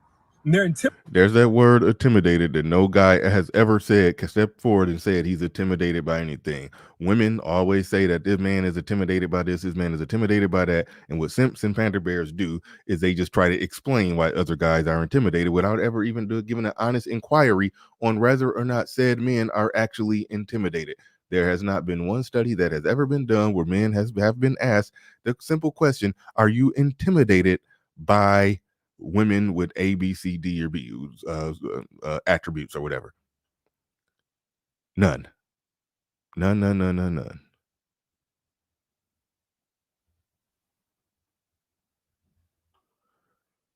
Somebody's asking the question. There's no problem doing that if she have his last name. No, Gina, you missed it. Gina. This was not a proposal of marriage.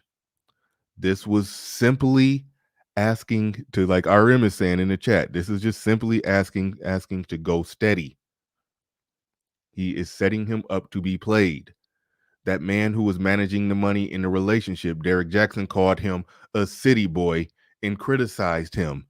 If this ain't some city girls winning, I don't know what is.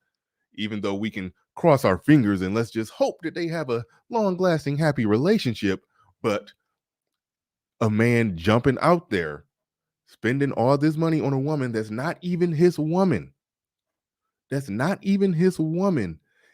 You can't possibly be a rational person and think that this makes any damn sense, but somehow thinks that a woman in an actual committed relationship with a man direct depositing her money into the same account as his money, where his direct deposit comes in and he manages the money, pays the bill, makes investments, and gives her a weekly allowance. She can get more if she asks for more, but he's in charge. He's leading in terms of managing their finances, and to quote her, as a man should.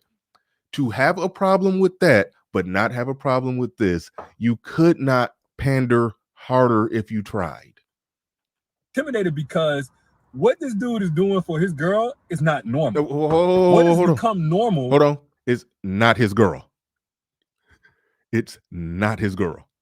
This was a $15,000 to $20,000 write down on a piece of paper, in elementary school.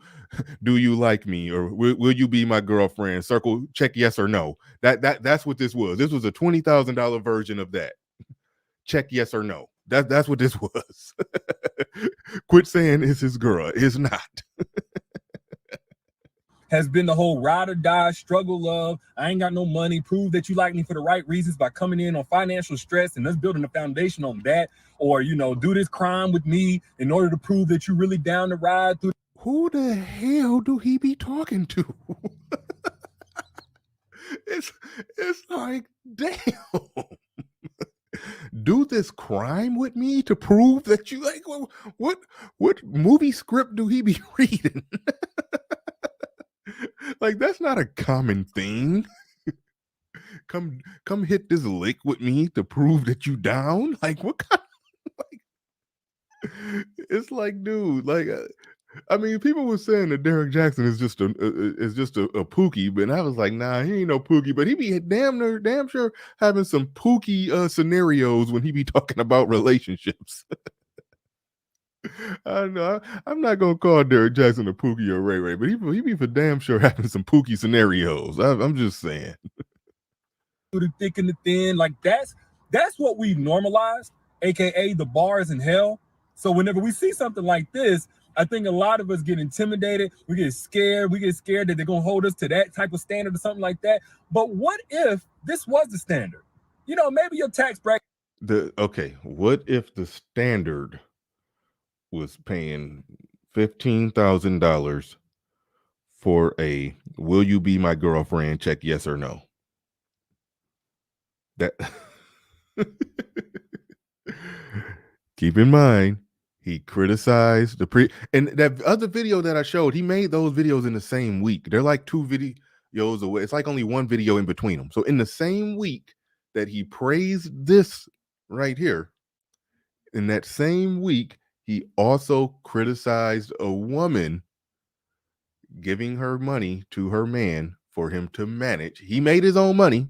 Emphasis on that. He made his own money.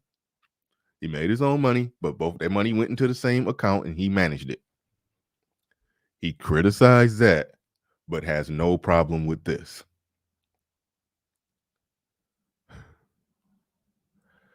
All right. I think I said enough. And whoa, I didn't even realize we a whole hour and a half in. We are an hour and a half into this bad boy. Shout out to everybody in the building. Shout out to everybody in the building.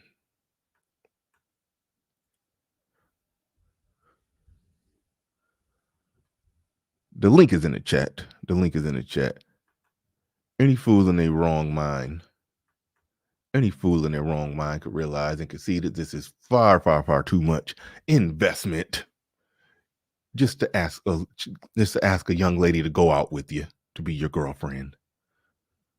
And y'all still talking about that ass though. Y'all ain't even hearing nothing I'm saying.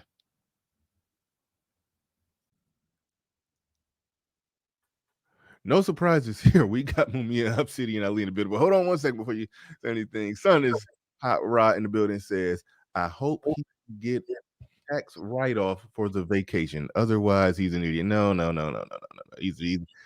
That's stupid regardless. But thank you for the super chat, Son is Hot Rod. I do appreciate that.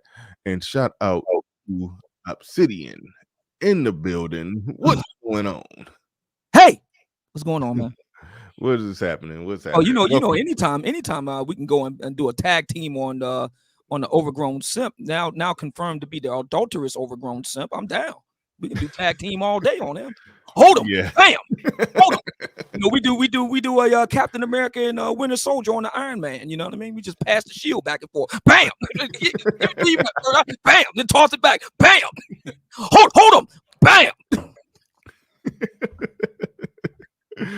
Oh man. I have a sneaky suspicion that the part that probably piqued your interest the most is when the earlier part, the first video that I was watching, where the guy managed the finances in a relationship, and sort of like how Roger Report said, if a woman is going to be with me and she's not working directly for me, she's going to work for somebody else. If she's going to be with me, that money has to come to me to be help me build my kingdom or be a part of it. If she's going to work for somebody else, she got to bring it in house.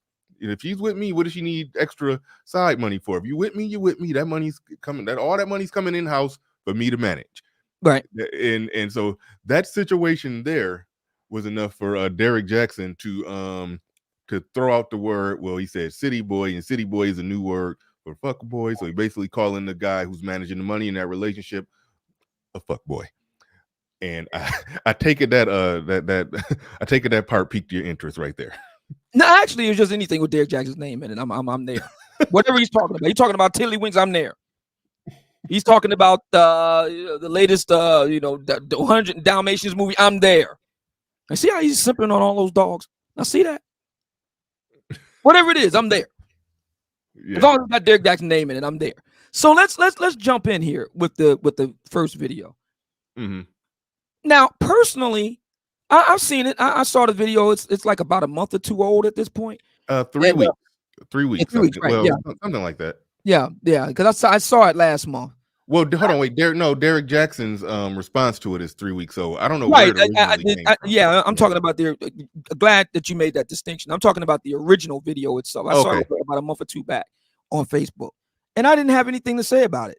And the reason why is because, look, man, whatever goes on in, I'm for the American Constitution, the Fourth Amendment. Unlawful searches and seizures. You're the queen of your castle, the king of your castle.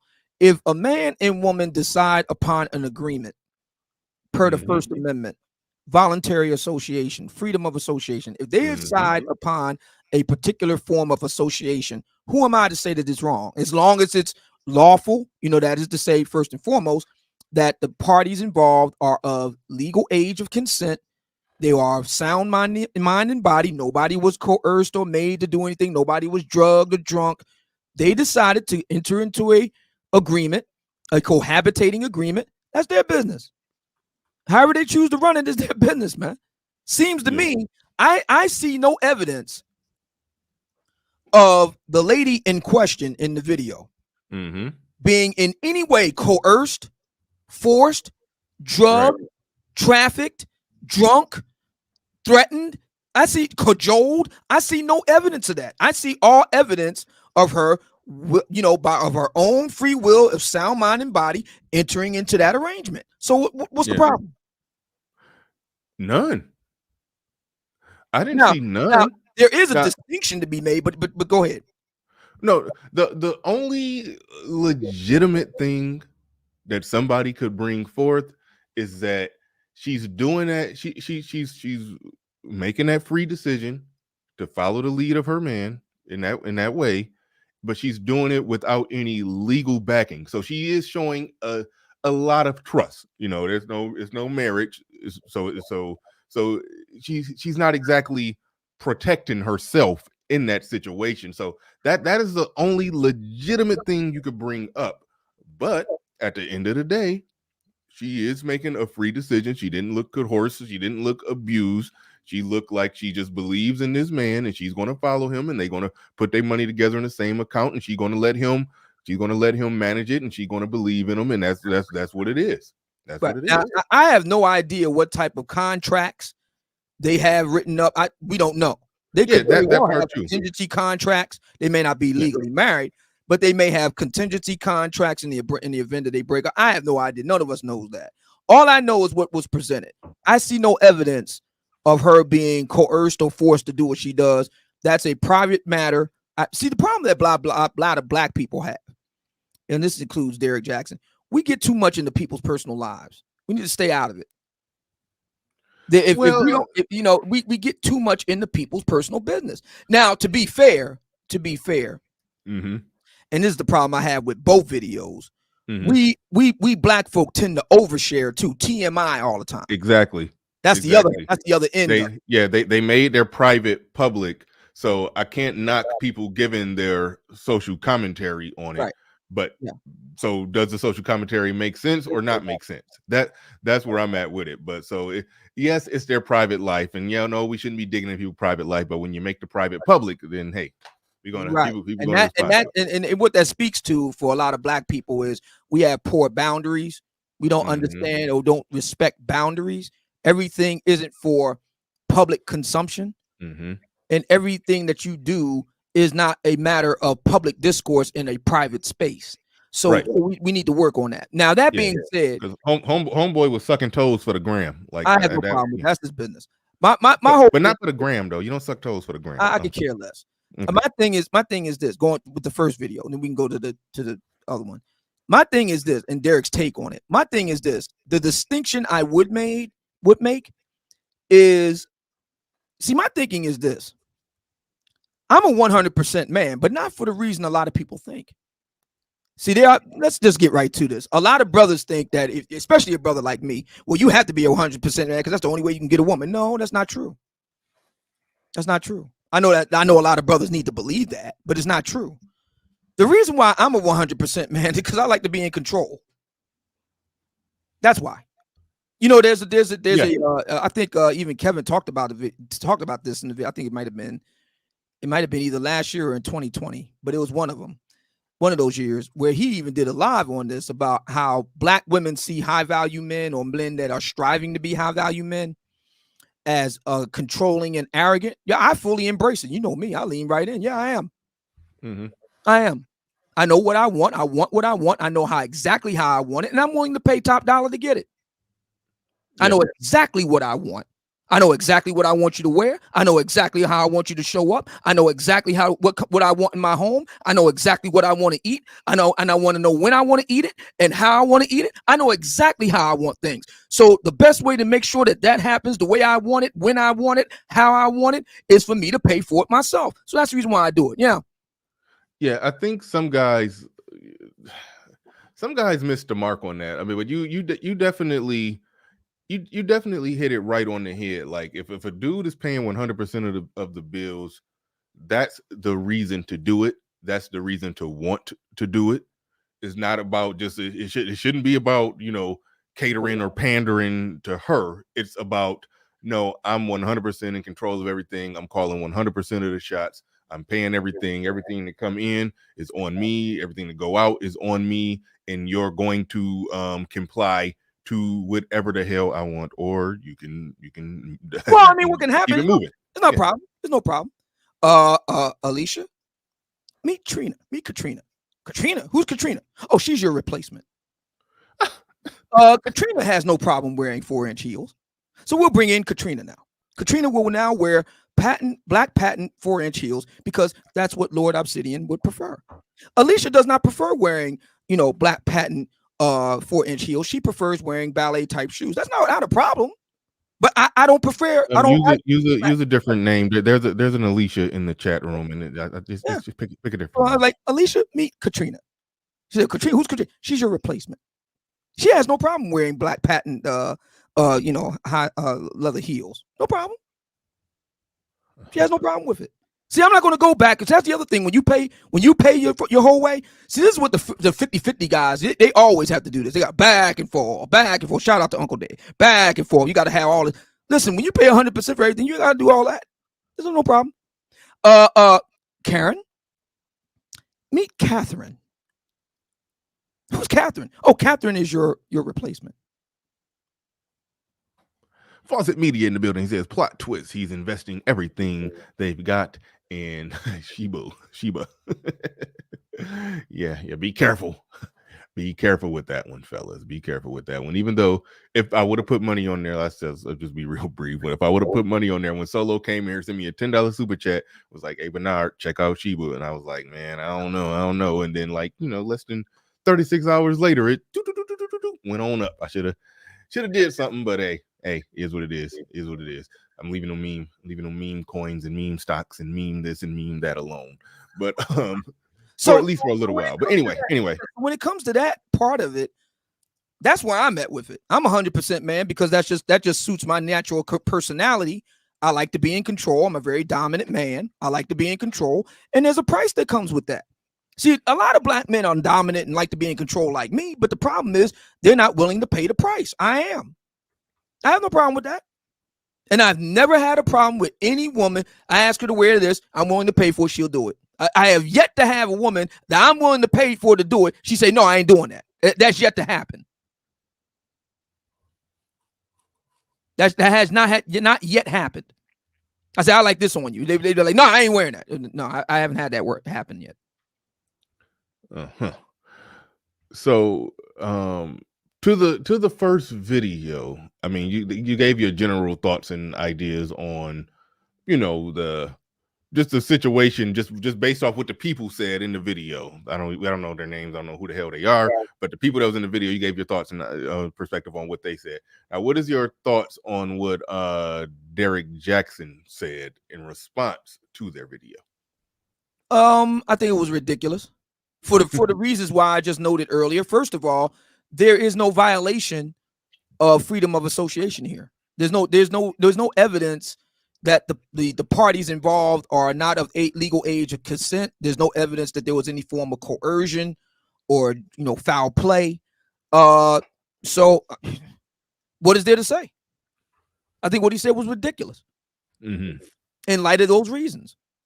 But then again, he went to a HBCU, so I mean, what can we respect, right? But anyway, whoa, why you dissing HBCUs? Everybody knows Tuskegee and Harvard are not the same. Everybody knows that. I remember when I was filling out some college applications, and I saw it was Alabama State was one that I that I looked at, and I was shocked when I looked and saw that the GPA, the required GPA to get in, was just a 2.0. This was back in 2000, 2001. Yeah, they probably have an acceptance rate of somewhere over 50%. And yeah, and I think it's actually, I think it might be lower now. I mean, like that was like, I mean, hey.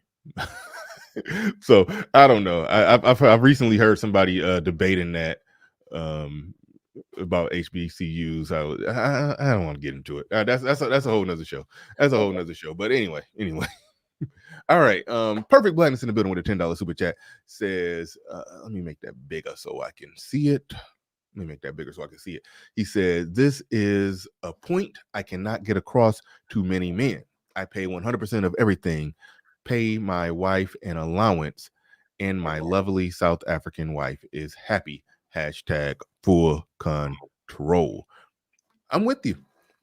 I'm with you on that. And honestly, I think a lot. Okay, let me just say this, because I don't want to get into a 100% versus 50-50 debate. A lot of the guys that say 50-50, most of them are guys that don't even want to be in a relationship to begin with. They're happy single and just getting something, just hooking up here and there.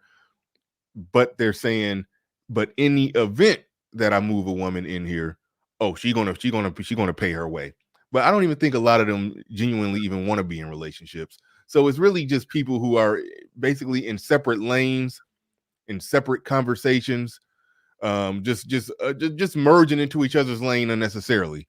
So, but I think overall, most men, even if not 100%, most men, if you are in an actual relationship, most men generally understand that if it's not 100%, they're still going to end up paying the majority. That's just how men tend to operate. We tend to make more money than women. We tend to work more hours than women, and it just tends to work out that way. It just tends to work out that way, that the man ends up paying the majority of the bills. It's just So anyway, I mean, So anyway, if you don't mind, I would like to just answer a few quick questions, if I might, if I may, from the chat room. A number of people have made. Oh yeah, have at it. Let me know if you need me to click on something.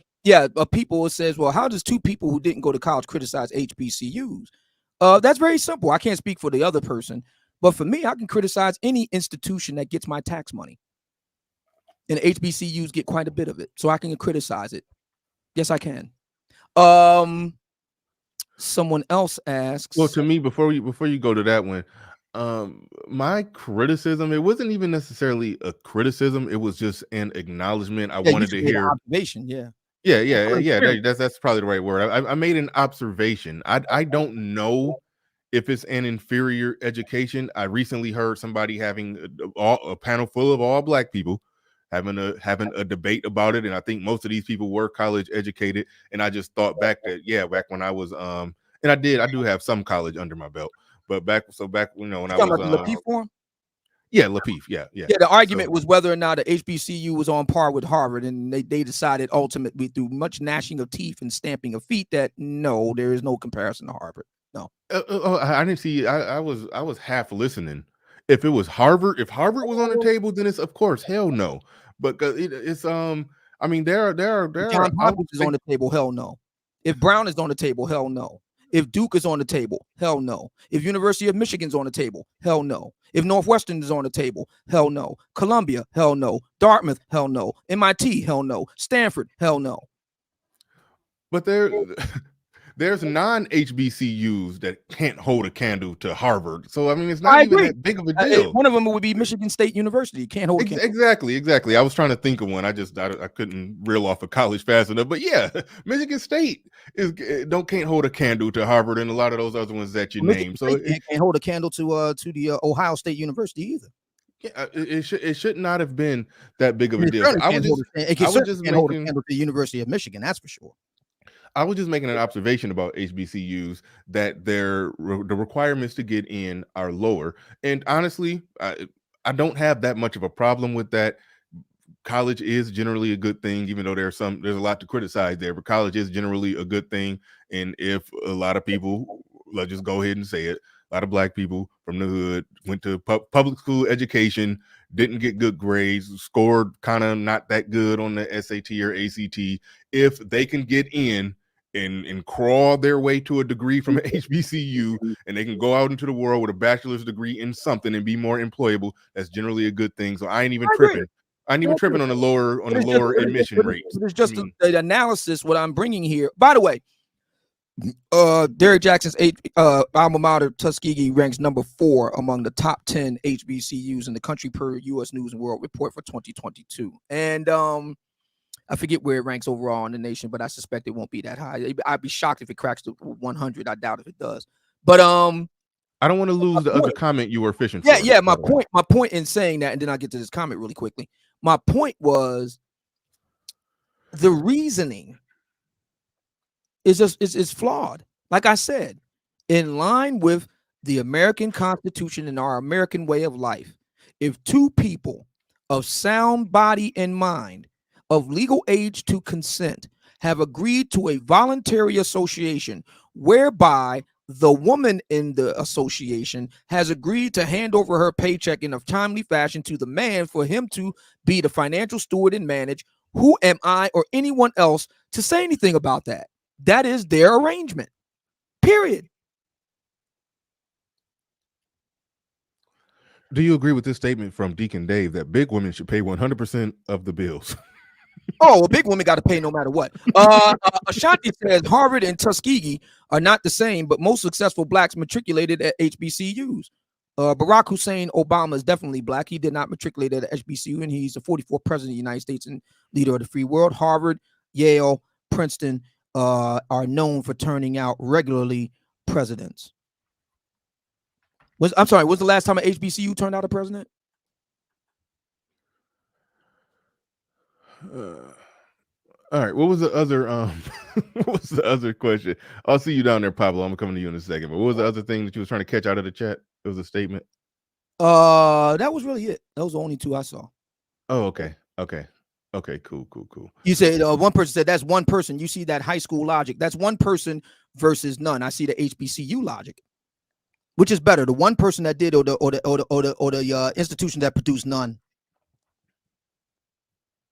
Look, I mean, we can acknowledge the value of HBCUs. Vice president, they say vice president genius. Yeah, vice president is always as good as a president. You really believe that? You really believe that? You're telling me that the vice president is just as good as the president? You really believe that? Barack Hussein Obama Jr., Columbia, Harvard. The end. All right. I'm assuming Pablo got something to say on these HBCUs. We always get sidetracked just a little bit. So hey, what's up? What's going on, Pablo? Oh, not much. So I am an HBCU. No, I had the windshield wipers on. Had to turn them off. Oh, I thought I heard a pig squealing in the background. But okay, go ahead. Yeah, I turned them off. But so I'm an HBCU alum, and so is SKC, by the way. Yeah, he went to Hampton. He's a Hampton man. That's right. Hold on. That shocks me that SKC went to an HBCU. That just shocks me. I wouldn't have saw that coming. No, it doesn't shock me at all. When I'm about to tell you what I'm about to tell you. Okay. So Obsidian is right. No, HBCUs are not equivalent to Ivy League PWIs. Absolutely not. Or tier 1 schools. No, we're not. You're absolutely right. We're absolutely not. And HBCUs traditionally have a different mission, right? So understand that the majority of people attending HBCUs are first generation college students, meaning they don't have a mother, father, parent who has a college education. Most of the time, there's some exceptions, but the majority are first generation college students, attendees. Okay. Now, where we excel and beat these PWIs and Ivy League schools is producing black professionals. 70% of African American dentists and physicians, accountants, lawyers are HBCU graduates. So when it comes to educating our people and giving them opportunity to excel and become professionals, we do it better than they do it. Now, are they better overall? Yeah, yeah. I just wanted to put that out there in the ether that we have Yeah. a different mission, a different task, and it always has been that way. But equivalent to a Penn State, no. I like that you said that, and that sort of speaks to what I was getting at. I couldn't put it in the exact words that you did because I didn't have the information. However, that it's it's absolutely correct that you can't say that they're on par with Harvard, but they serve a good purpose. They serve a damn good purpose. If it's getting more black people in there, the okay, I always said, well, it's not my original joke, but the quote, what do you call the guy who graduated at the bottom of his class in medical school? You call him doctor. Doctor. Okay. Right. So So it's plenty Mahari, of, yeah. what I'm saying Mahari, is plenty of doctors who probably did not have the grades or the score on the standardized test to get into the best of schools, but they're still technically smart enough to be a doctor. So if those HBCUs open the door to where he can still get the title doctor and he's still able to go in practice somewhere, and so yes, that's the benefit of the HBCU. And I think if I understand it right, those a lot the lower I hate to say the lower standards, but you know what I'm saying. Like I said, Alabama right. State back when you can get in with a 2.0. I think a lot of Well, non-black people who don't got the grades or the test scores be going to HBCUs just so they can get their foot in the door of the exactly. school. Yeah. Exactly. And guess what? More of those people end up graduating and going on to PWIs to get advanced degrees, the masters, the PhDs, the going on to law school. For example, my alma mater, North Carolina Central University, we produced attorney Willie Gary. You don't know Willie Gary? Google him. He's Johnny Cochran's best friend. He is the black attorney who won and damn near bankrupted Big Tobacco when he won damn near a quarter of $1 billion, about almost $1 billion in a lawsuit on behalf of a black woman whose husband was a chain smoker, smoking Marlboros. He took him to court and sued Big Tobacco. That's why you got them warnings on the side now. That was Willie Gary, one of the best attorneys in the nation. 60 Minutes did a piece on him. So, and he and attorneys that went to Harvard and Yale, white guys, work for him. Yeah. Good stuff. Good stuff. Good stuff. Good. Definitely good perspective on the HBCUs. Definitely good perspective. Justin March in the building with the $5 super sticker. I do appreciate that. And also we got Doug in the building. He says, as a Hampton graduate, my home by the sea, we have 3 to 4 generation legacies. Obsidian, are you saying we have received a lesser education? Oh boy. Yes. Compared to Harvard, yes. I mean, it's okay. Like Pablo just admitted. Compared to tier 1, yes. Yes. Pablo just admitted that, but he also talked about the benefit of those institutions. And if you have benefited from those institutions and is a successful person, you said like 3 to 4 generations, if y'all have been successful people out in the world accomplishing things, then you definitely benefited from it. But compared to Harvard and U of M and a few others, I mean, I'm not gonna reel off the names, but compared to those, that those. And what's interesting about this is that there's an argument here there's a racial argument. I didn't say anything about race. I just got finished mentioning Barack Hussein Obama Jr., the first black president of the Harvard Law Review. I didn't say anything about race. Read white people. I'm talking about excellence. You see, when I said with regard to Derek Jackson in the first video that we were talking about, what did I invoke? I invoked the United States Constitution, the right to freedom of association, the First Amendment. Now, see, Barack Hussein Obama Jr. would understand that because he taught constitutional law at the University of Chicago. He would understand what I'm talking about there. This is the reason why I never discussed the video in anything like that, because there's nothing to talk about. The woman voluntarily got with a black man, and they decided to be a domestic relationship and a domestic arrangement, whereby she would bring home her paycheck to him for him to make the financial disbursements and investments and stewardship. That was a voluntary relationship between two consenting adults. There's nothing to talk about here. There's nothing to debate here. There's nothing to talk about. Well, it's plenty to talk about if we were reacting to the nonsense that Derek Jackson said. But that's just it. That's the reason why I mentioned Derek Jackson. I mentioned the fact that he's a Tuskegee grad. And this is the reason why you'll see him doing that and you won't see Obama doing it. All right, Spartacus Jackson in the building with the $10 super chat. I do appreciate that. He said there's a such thing as Black Ivy League, the alumni that come from those institutions: Morehouse, Spelman, Hampton, Fisk, Dillard, Howard, and yes, Tuskegee. Many alumni have influenced the world.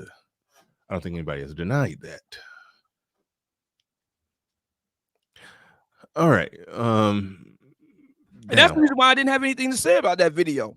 I didn't. A lot of people were sitting, I'm sitting. What do you think about this? What do you think? Nothing. Because there's no evidence that the woman in question was being coerced in any way or taken advantage of in any way. She seems like a grown woman who decided to enter voluntarily into a domestic relationship with a grown black man, intend to take her money that she earns and hand it over to him for him to do with what he will. I don't see what the problem is. Okay, Clarence Jr. says white man got secret textbooks at his schools that us coloreds are not allowed to have at our schools. What in the entire fook are you talking about? Beg your pardon? White man got secret textbooks at his schools. Us the colors are not allowed to have at our schools. Hey, let me respond to that. Clarence, that's not the difference. The difference is endowment, scholarship availability, endowment, research monies. That's the difference between a Harvard and a Hampton.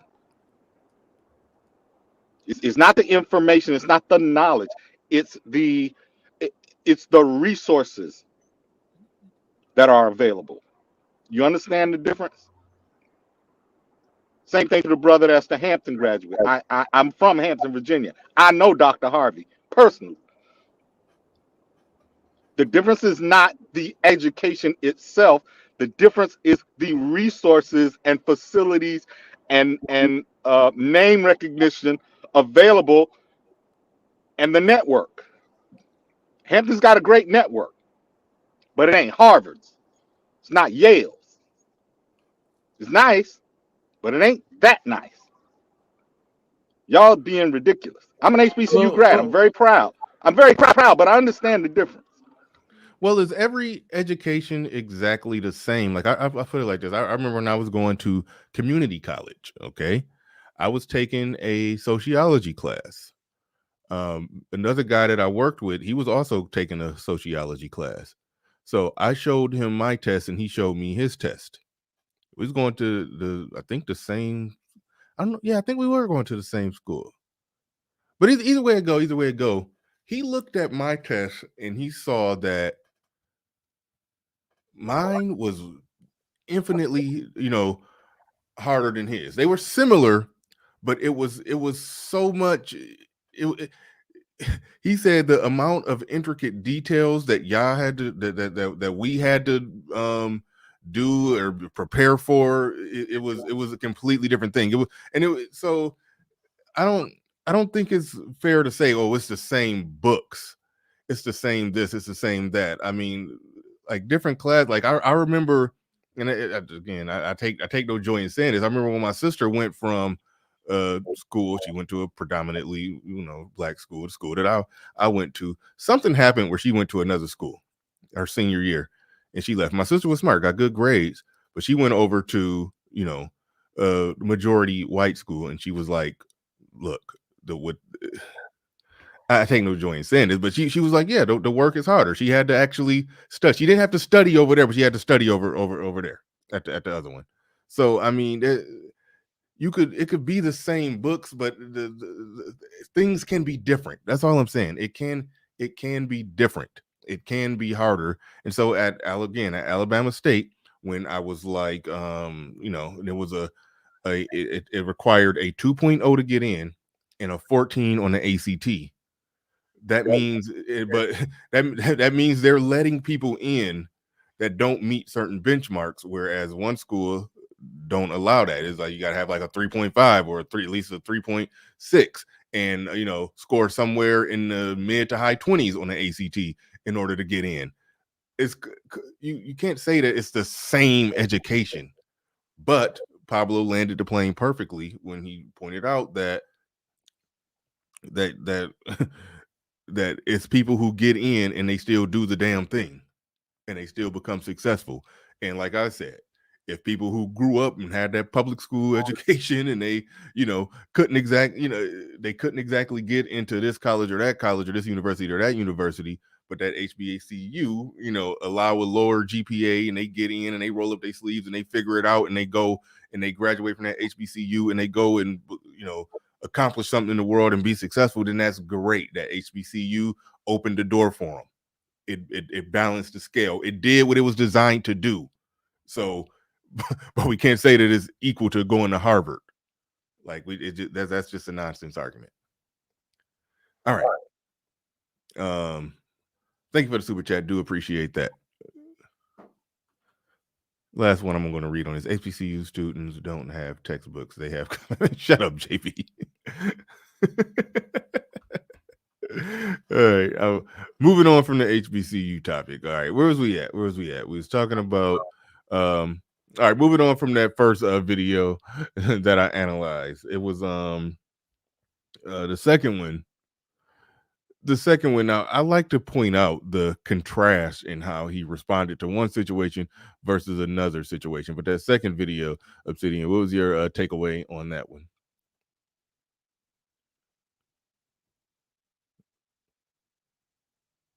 Obsidian? Hey, Bernard. Yeah. Can I say something real quick? Yes. I'm starting to see a trend. Black Americans are like really overly interested in and concerned with other people's relationships and the whole subject of relationships. And I'm starting to see that it's a thing because they don't have good relationships or many relationships at all. What do you and mean they got too much time on their hands. Well, what do you mean by that? Too concerned with other people's relationships? Well, I mean, like it's like Obsidian says, it's a whole black love machine. It's like a whole industry, like a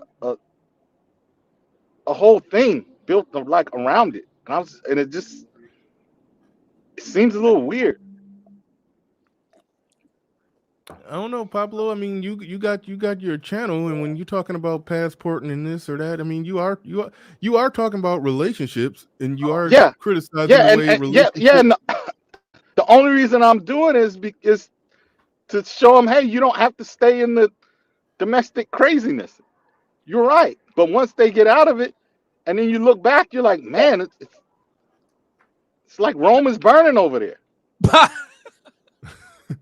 Yeah, but I understand that part of it, but I don't think you can front load it with people being too concerned about other people's relationships. I don't know if you could front load it with that, because we all giving social commentary on the nonsense, you know. Yeah, That's the thing.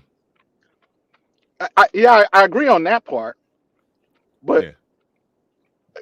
it's just like when I say other people's relationships, I mean literally someone else's relationship. Boy with girl, he did this, she did that.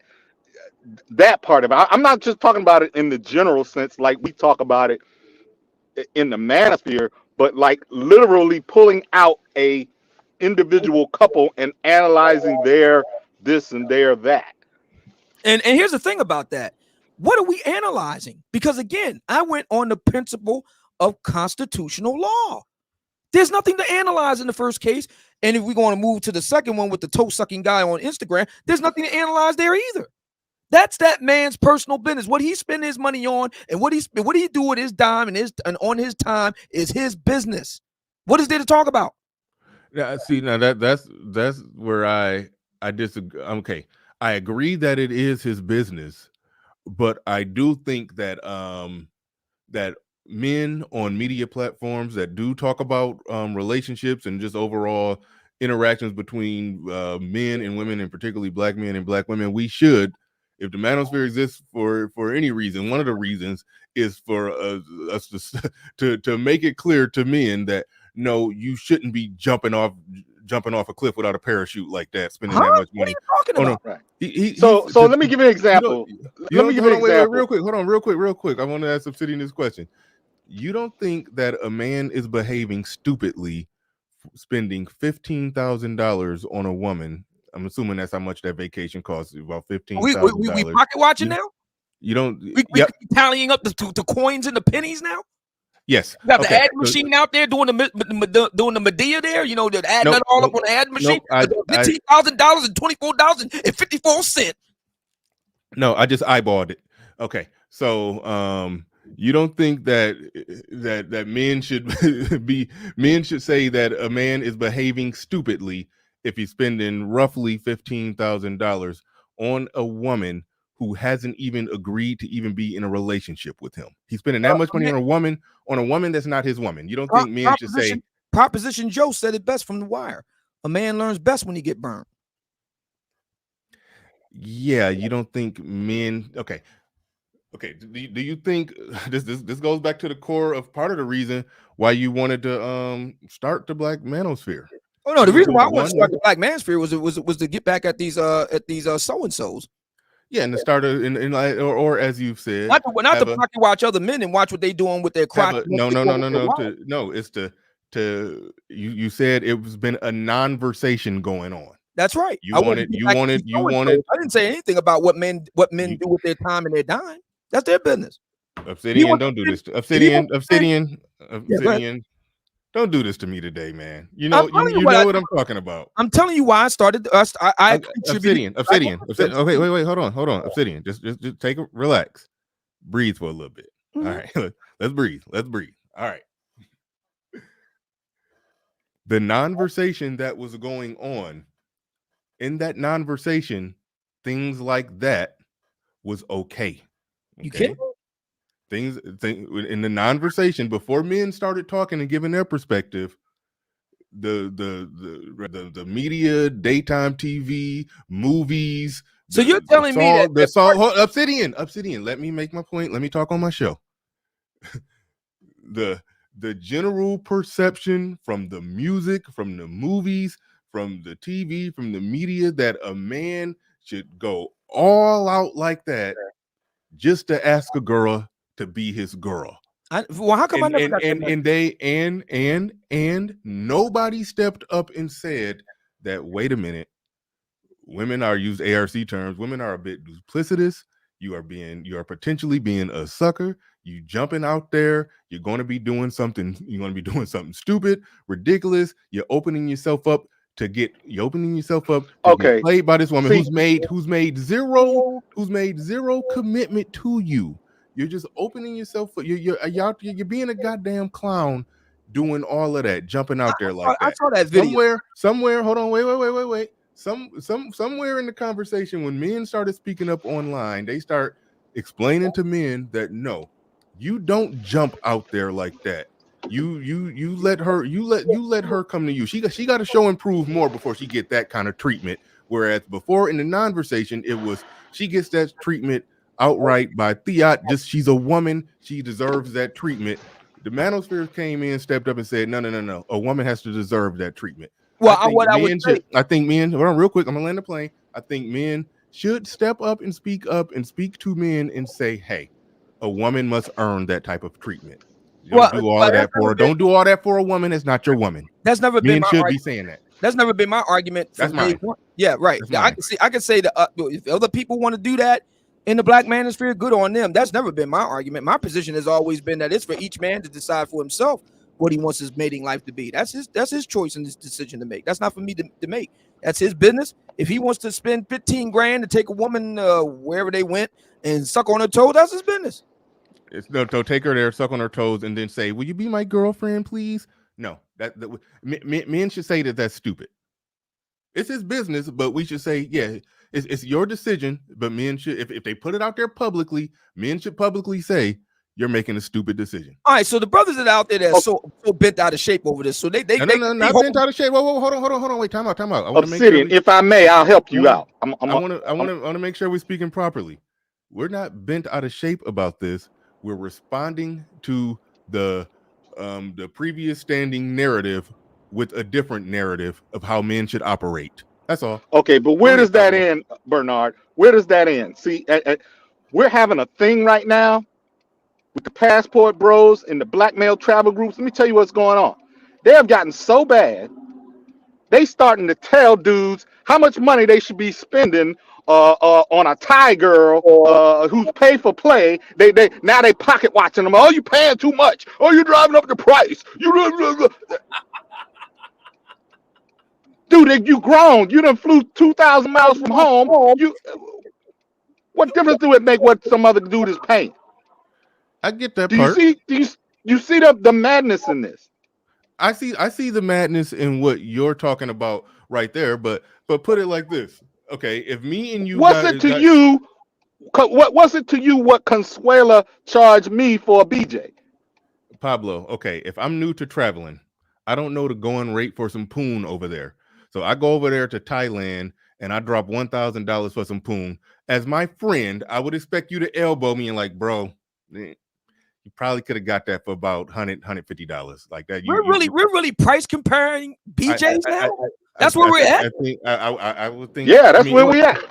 It's no, hold on. Look, listen, y'all know I don't do this. You're gonna do a BJ Groupon now? Is that it? Oh my goodness. Yeah, listen. All right. 15. If you find a girl and you like her and you want to be with her, hey, if you want to spend $15,000 on a vacation, on a 9-day vacation, just so you can ask her, will you be my girlfriend? By all means, go for it. That's your business. I think you're stupid, but that's your business. Hey, throwing his money assume part is that's what he want to do. As far as I know, correct me if I'm wrong, the gentleman in question in the Instagram, the toe sucking guy, have we heard from him? Has he taken to the parapet to lodge his grievance at the lovely lady who absconded after he flew her halfway around the world and licked on her toes and then she curved him? Has he lodged his grievance? No, and we don't need all of that to say whether or not somebody made a safe bet or not. We don't need no. We can still say that was a pretty risky, a high risk bet without knowing the outcome of it. Some people make high risk. Some people make high risk bets and they win. Well, let me ask you. We can still legitimately say that man made a high risk bet. Well, let me ask you this: what if we could you could do the what if for Marvel, right? So what if we could take it? We saw the toe sucking. What if she was booty clapping? What if she was riding the black monolith? What if she was paying the appropriate propitiation to the black monolith? We got to see all the tape in 4K video. Would that be better? Would that be okay? Well, I don't even know if that has to do anything. Whether or not we saw a tape of them having sex, I don't know if that has to do anything. I'm just curious because a whole lot was said about the toe sucking and stuff. So I'm thinking, come on, that was just a joke. That was just a joke. I said he's sucking toes for the gram. That was just a joke. That's I don't. That's well, what not if he was hitting it from the back for the gram? Would that be okay? I don't. I don't understand what that has to do with any point that I made. Well, I mean, she still said that she didn't want to be his girl, but he was able to hit it from the back for the gram. Would that make it better? I'm just trying to find a line here on this. No, I said exactly what the line was. What if he was getting sloppy toppy from the gram? I mean, would that be okay? I said exactly. I what mean, the he line got was. pool sex. What else do you? What's the problem? He got his pool sex. He's happy. What's the problem? Yeah, my position is that a man shouldn't spend $15,000 just to ask a girl to be his girlfriend. So that's his money, right? It's his money. Okay, well, hold on, let me speak broadly. That individual man can do what he wants to do. In general, I don't think it's a good idea for men to do that. Is that a less controversial statement? In general, I don't think it's a good idea for men to do that. Is that okay? Is that See, fair? this is where the manosphere get goofy to me. Okay. Like, take the Russell Wilson Sierra thing. It would have been cool the first year and a half, 2 years. Oh, look, Russell picked up the baby mama and this and that. Okay. 7 years later and 2 more kids, they still talking about what's his name's imprint. Future's I agree imprint. with you. I agree with you. Hold on. Anytime now, Pablo, they're gonna break up. It's it's all gonna end. It's all going in flames. Time out. Let's not conflate. I agree with y'all on Russell Wilson. At that point, he 2 kids in almost a decade into the marriage. It is what it is. But at the time, wifing her up after she got knocked up, became baby mama number 8 to Future. That was a risky bet that worked out for him. We can see it's working out for him, even though she's still twerking and doing stuff. And but right now, it looks like it's they seem like a happy family. So that's why I back off on that. That's why I do back off on that. So, but that's not the same thing as looking at another man's risky bet. And while one portion of the internet, of the media space, of the social commentary sphere is praising that, saying, "Oh, that's so good. That's what men should do." Blah blah blah blah blah. I do think men should say, "Hold on, brothers. Let's pump the brakes. Let's use our head." It's not always a good. It's typically, I would say, damn near 99.99% of the time, not a good idea to take a woman on a $15,000 vacation who's not even your woman just so you can ask her to be your woman. Typically, that is a bad idea. I think men can say that without having to debate. Am I wrong? Well, I mean, again, my position has always been from day one. I'm not here to tell another man what to do with his diamonds. That's not what we doing. That's not what we do. Hold on, wait, come on. If Jeff Bezos or Donald Trump hold on, real quick. Would they be getting criticized? Real quick, I think y'all understand that that's not what I'm doing here. I'm not against tricking. I'm not against a man spending his money. I'm not against that. All I'm saying, if you want a woman to be your girlfriend, I think you should be you should in the name of you not doing too much. I don't think what I'm saying is that calm. I'm trying to figure out a different way to say it so I just don't repeat myself. But I don't think what I'm saying is unreasonable to say that you shouldn't do all of that just to check and see if a girl wants to be your girlfriend. I don't think you should do that. That's all. I'll leave it there. This has gotten weird. I mean, for me, I'm consistent in both of my positions on these issues where Derek Jackson has weighed in from Tuskegee. I'm consistent on both. It is a matter of voluntary association. That's it. There's nothing else to talk about. If the parties involved are of sound mind and body, are of legal age to consent, and they have gone, and they agree in the case of the first couple to have a domestic partnership. In the case of the latter couple, they agreed to go globe hopping or whatever it is, and toe sucking or whatever they're going to do. That's their business. That's it. It is true that it is their business. It is true that it is their personal, private business that they made public. I mean, Once they make it public, it becomes talking about the more or less the ideas and whether or not that generally makes sense for men to do that. I'm not trying to grab that individual man who already did what he did by the shoulders and argue with him that he should not have done that. But I do think it's fair for men on the whole, looking at it from a broader perspective, to have a discussion about whether or not you should be moving or operating in that way with a woman that has shown you very little. If she's not even your girlfriend yet, she's not even your woman. Do we know that? He literally said he flew her up in that helicopter with it written into the sand, "Will you be my girl?" Right, but how long had they known each other prior to that?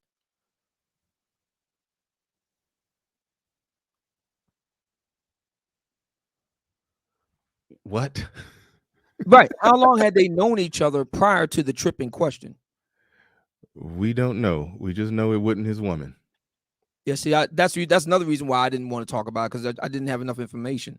Just based on what I saw, it seemed like all parties agreed, and they wouldn't do what they do. Okay, if other people can praise it without having all the information, I think men could criticize it and caution men not to do that. Mind you, I'm not praising anything. I'm just simply saying that's the American way. I presume both are American citizens. That's the American way. They do what they do, and that's that. And if other men believe that spending $15,000 to take their woman globe chopping to ask them to be their girl, if that's what they want to do, good on them, man. I've never done anything like that. Have no plans to do anything like that. More than likely will do anything like that. But I'm not going to knock another man if that's what he wants to do. That's his money. He does whatever he wants to do with his money. All right. All right. Now, going forward, there's going to be a time you're going to fire up a live stream, Obsidian. You're going to do some content, and you're going to give some social commentary on something that somebody else did, and you're going to talk about whether or not you agree with it, disagree with it, think it's a good idea, think it's a bad idea, think it's something that men should do, think it's something that men shouldn't do. So you understand the concept of social commentary on a particular issue. I do. And for the record, I disapproved of Russell Wilson's getting with Ciara. For the record, I disapprove. I that would not be me were I in that position. I would not do that. Although I will give Miss Ciara a lot of credit. She is perfectly balanced. Have you seen the video where she balanced a bottle of rum on her head? While Wilt's dropping it like it's hot? She is perfectly balanced. I will give it that. So it's a possibility. So there is a possibility that Russell Wilson knows something that we don't. All right. Indigenous TV in the building says, who cares? Russell Wilson got worse on the field when he married her. Not really. So it was worth it. Free Russ. No, I mean his career. His career is going how most careers go when you get into them earlier part of the 30s. He's slowing down a little bit. That's just natural progression. No, it ain't got nothing to do with Ciara.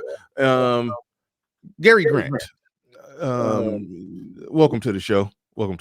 I'm taking a risk here because people have been clowning, but don't flash us or nothing. I don't know who you are, but go ahead. You have the floor. You have the mic. How you all brothers doing today? And I'm not a freak, doing great.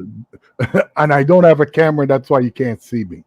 Okay. But on that situation with the brother that spent 15 grand on asking the girl to be his girl, you have to consider where this dude could be coming from. He might not be coming from the regular guy's perspective. How about if this guy's a .com dude that makes $1.5 million or $2 million a year? What's 15 grand to him? Good point. That's to you, Bernard. Oh, okay. If he is a gazillionaire, then that ain't nothing but some pocket change to him. Then oh well.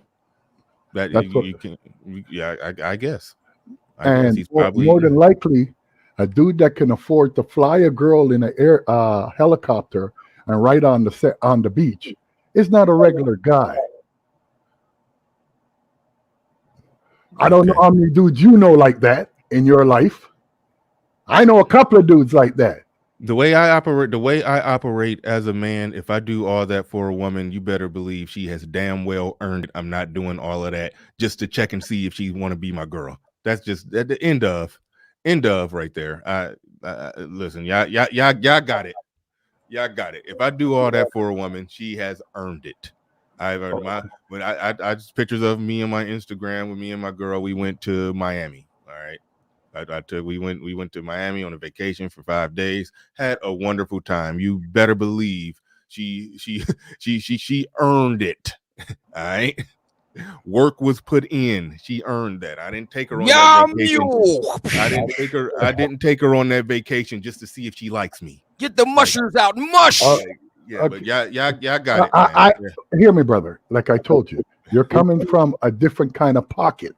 No, you don't. You don't know that man's pocket. You're adding to the discussion. No, just look at the whole picture, brothers. That's why you guys get caught up a little quick.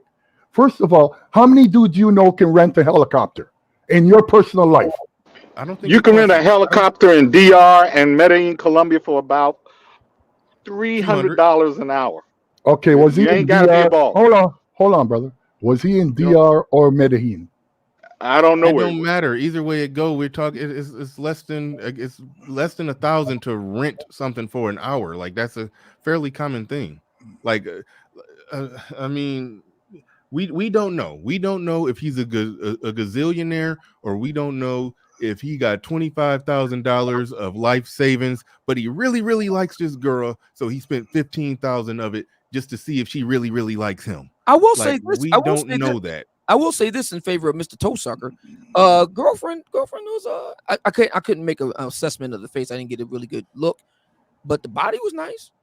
I mean, that's much better than what you would get in the rank and file in Black America today. Oh yeah. I mean, which is basically a busted can of biscuits that's 5'3". Oh my God, man, you're cold. Yeah, no, she looked good. She looked good. Yeah, he looked very happy. All the pictures I saw, he was smiling. He looked very ebullient. I suspect that quite a few vainglorious, splendiferous nuts were busted. So I mean, hey, look, good on him, man. If that's what he wanted to do. Bernard, my argument is Obsidian. I'm glad you and Derek Jackson can agree on this one. But Bernard, my argument is this.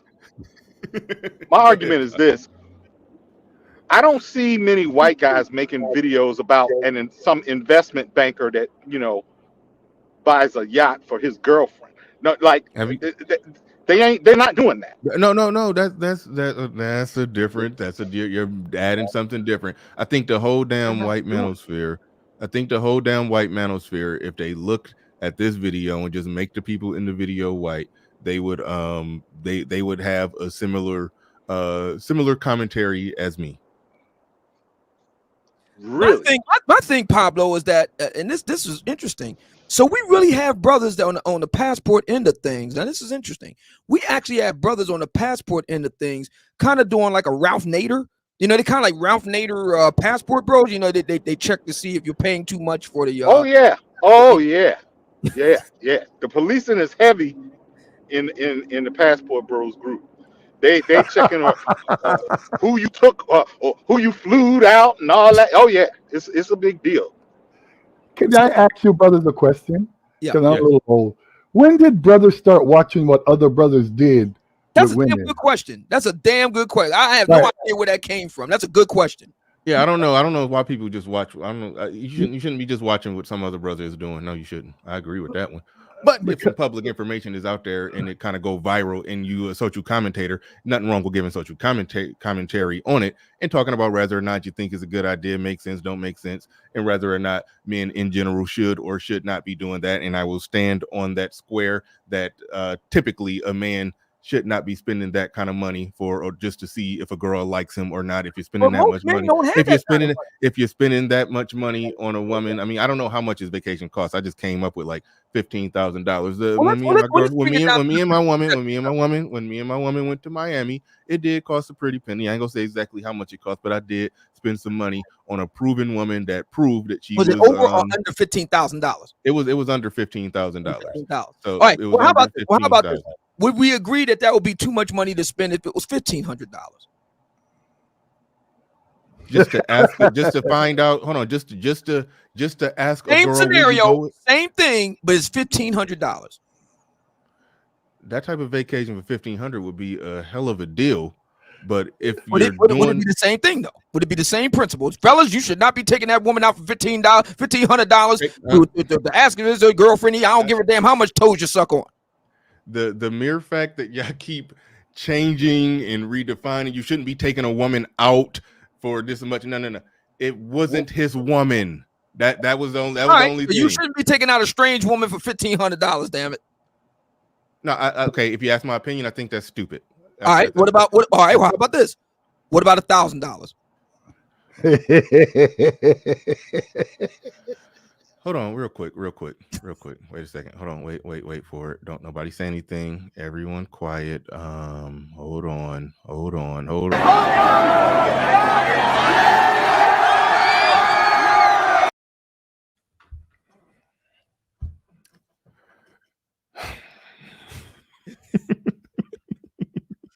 All right. Well, how about this? What about $500?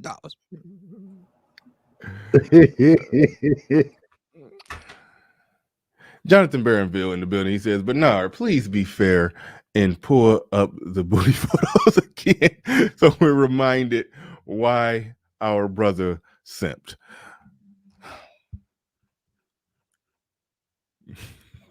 Yeah, quite impressive. Yeah, no, she did look good. Yeah, how much are the yams worth? We know that they're not worth $15,000. We got that. Not worth $15,000. We all agree on that. Okay, fine. What about $1,500? Are the yams worth $1,500? We got to get Big John here. Ask him. Are the yams worth $1,500? Big John. What do you say about that? Let's have a manosphere auction. Let's have a manosphere auction. Auction off the yams, and we'll see what we can get. How about that?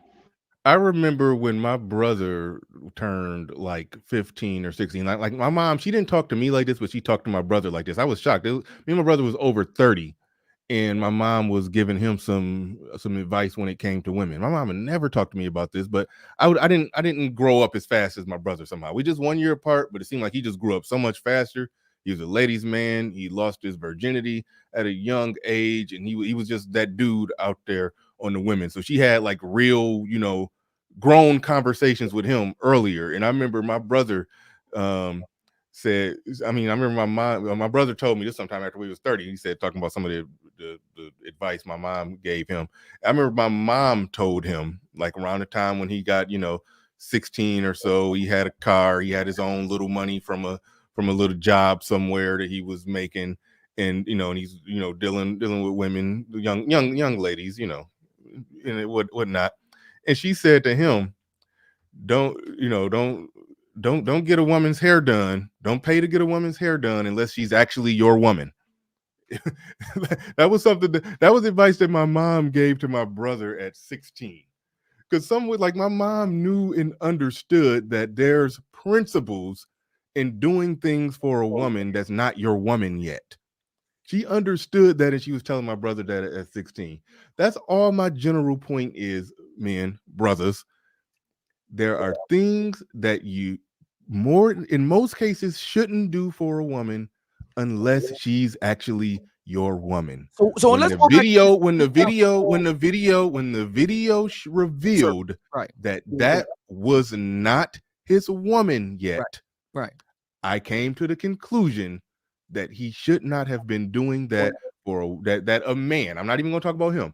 That generally a man should not do certain things or should not do that much for a woman unless it's his woman. Now you could make the case that if that's just pocket change for him, then okay. But the general principle that was put out there, the Right. general principle and argument that was put out there by the other side of media that are not men first, was that yes, all men should be willing to step up in some way, shape, or form similar to that to show a woman that you really want to be with her. And then Derek Jackson, in the same way, talked about the other guy who was managing the finances in this relationship, like that was a city boy coming up.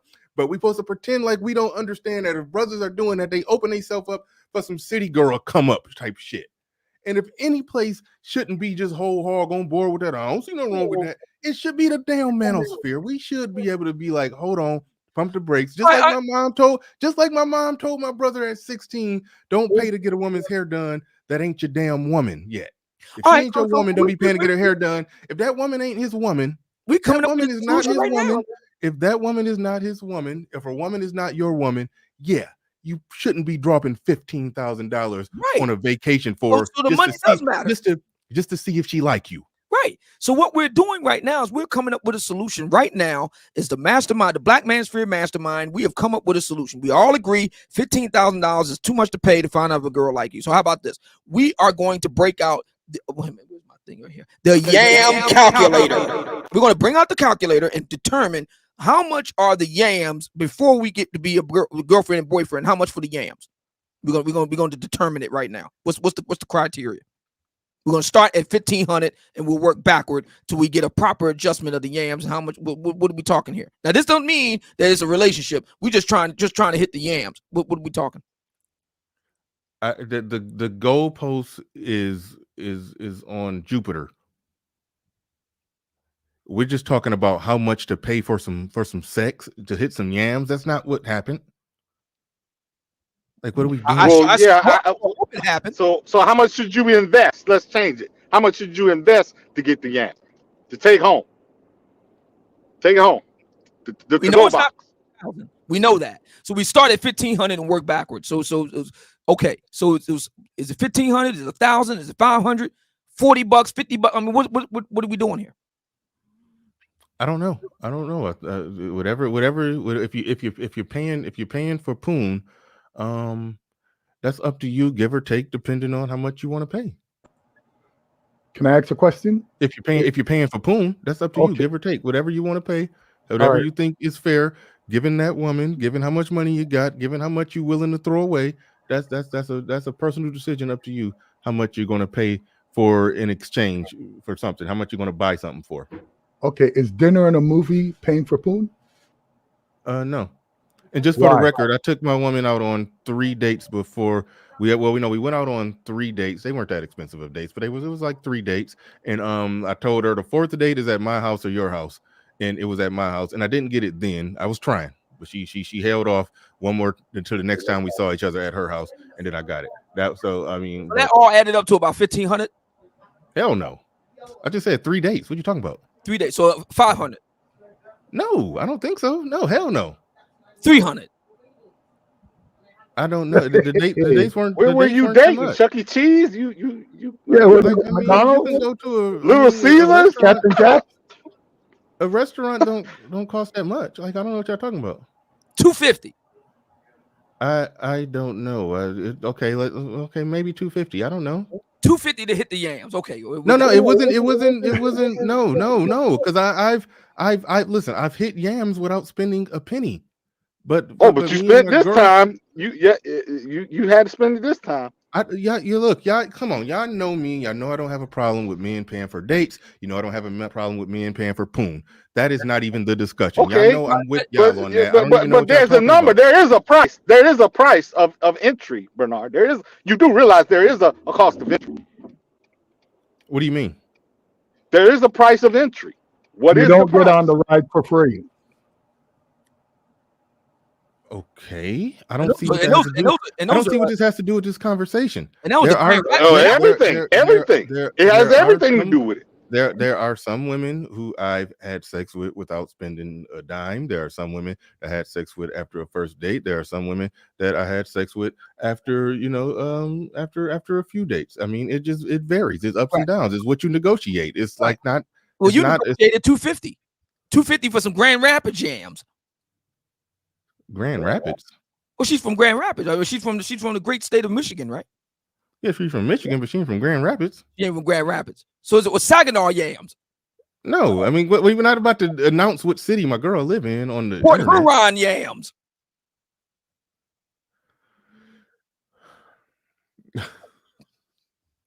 Me and her kind of liked each other and was getting to know each other. I mean, anyway. It wasn't a $15,000 vacation just to ask her to be my girlfriend. That sounds about right. $250.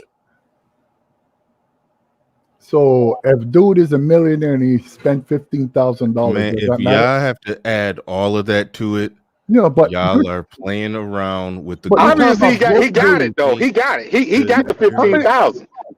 Like it didn't hurt. Obviously, it didn't hurt. You don't know that. You don't know. Well, you don't know he don't got it. You know what I mean? Okay, you're estimating on people that you all know. All right, let me push pause on this because y'all are making me out to be somebody that I'm not right now. No. All I'm generally saying to men. My bad. Sorry about that. All I am generally saying, man. Let me blow myself up here. Hold on, we're okay.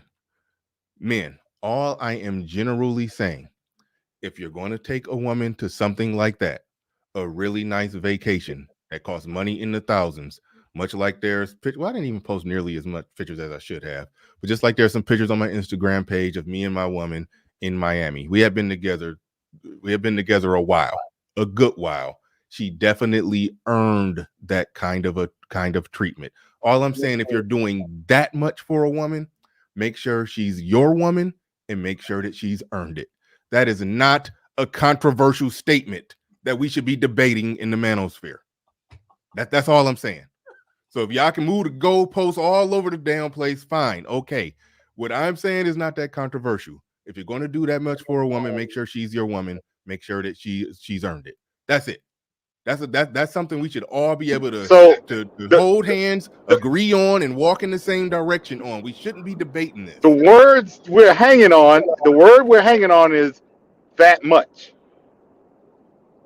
You're talking about the money. Like, put it this way. I've been with my woman. Depending on who you're talking to, that much can change. I've been with my woman for over 20 years. My woman's never worked a day in her life. I'm sure she's well. I can't. Well, earned what? No, because my position is I don't need a woman's money. All I need is the 3 C's: cook, clean, and coitus. That's all I need my woman to do. Okay. Some other man needs their woman to work, so then they got to earn something. Right. Understand? Women. Hold on. Wait. Your woman is earning that type of treatment. If she's doing everything you need her to do, and she's your woman, you working, and you're working, and you're paying the bills, and she's being a good wife and mother to your children, cooking and cleaning and sexually performing and doing everything you need her to do, I think she's a woman who's definitely earned some good treatment. That's normal treatment, isn't it? Any woman you're with, doesn't she cook for you, clean for you, and give you coitus? I don't need a woman to cook and clean for me. Oh no, I don't cook, I don't clean, I don't do them kind of things there. The main thing I need is the yams. So we just get right to it. And now, we're talking 250, 300. What's the deal here? 400? How about this? What about upstate yams? What do you pay for it, Obsidian? What about upstate New York yams? How much? What we talking here? No. How much do you pay for it? Me? Yeah. Oh, I ain't got no problem with 1,500 was a good place to start. Oh, okay. Hey, Obsidian's in a different price bracket. Where another dude would say, "Yo, you spending 50? I'm not spending more than 200." This video is not about paying for pussy. But Bernard, you said you. No, it is because you said that much. That much. That means an amount. You put the value on it. Okay. That much means it was a bridge too far for you. That much.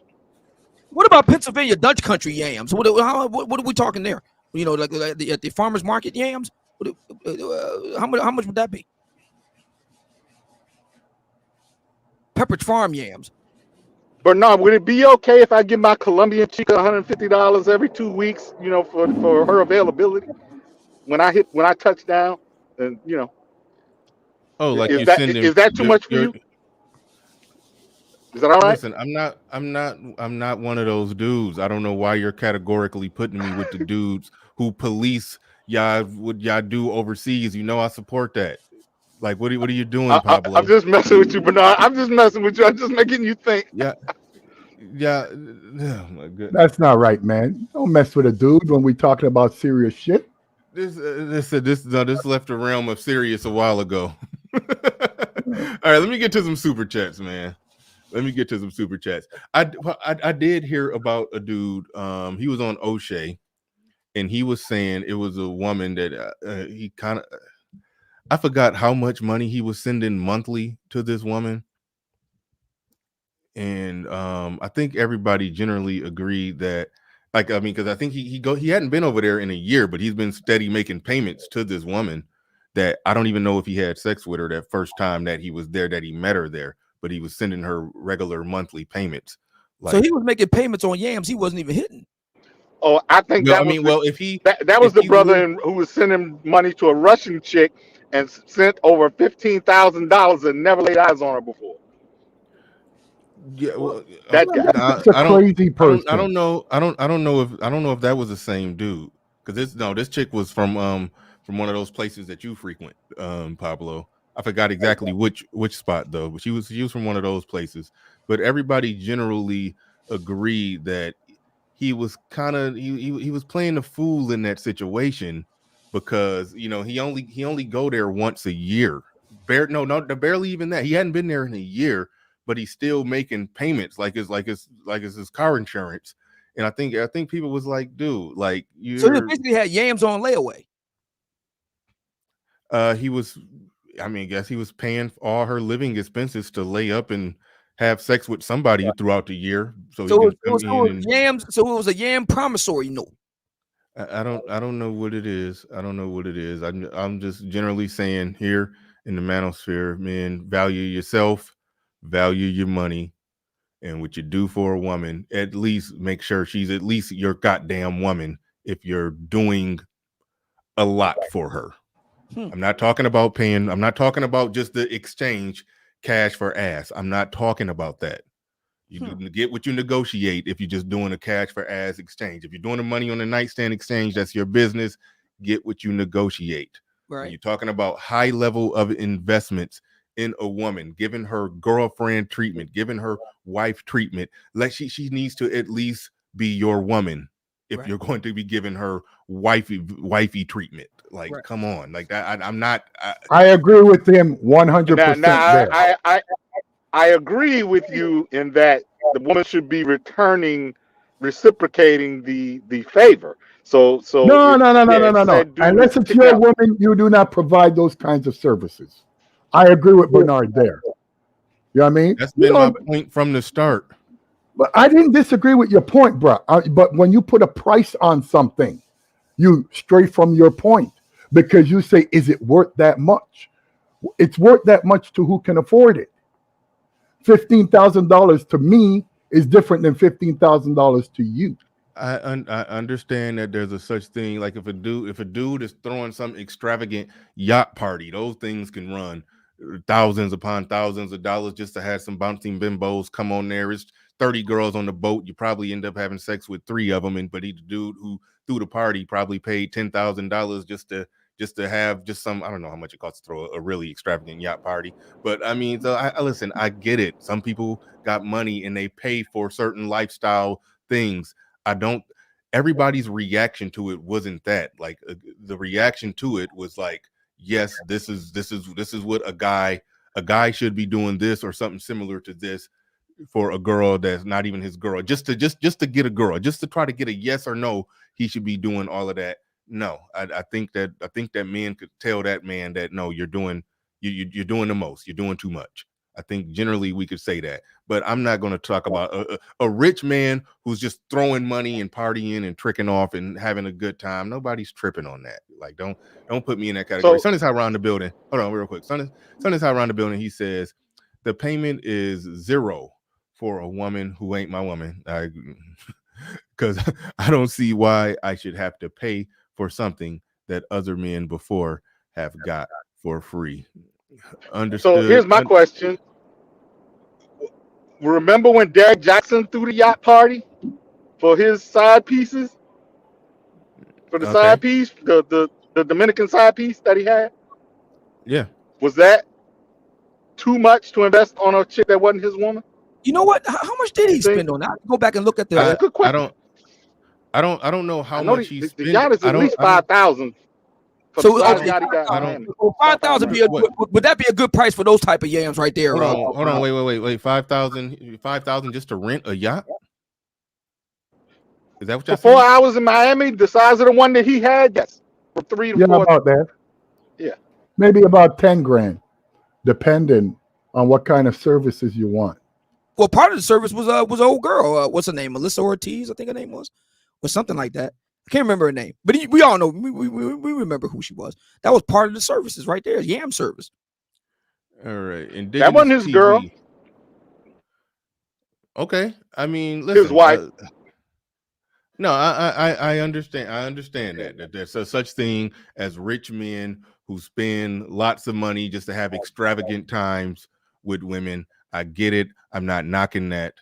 I'm reacting to the reaction. And if a video was billed, if the video caption was, Soulja Boy spent $10,000 to get a bunch of strippers on a yacht, and he had a party and he had sex with some of them, I wouldn't be doing content on that. I think y'all understand what I did content on. I don't know why y'all keep repositioning the content to make it about something else that I wasn't criticizing, that I don't have a problem with. I don't have a problem with men. I don't see the difference. I don't see the difference, to be honest with you.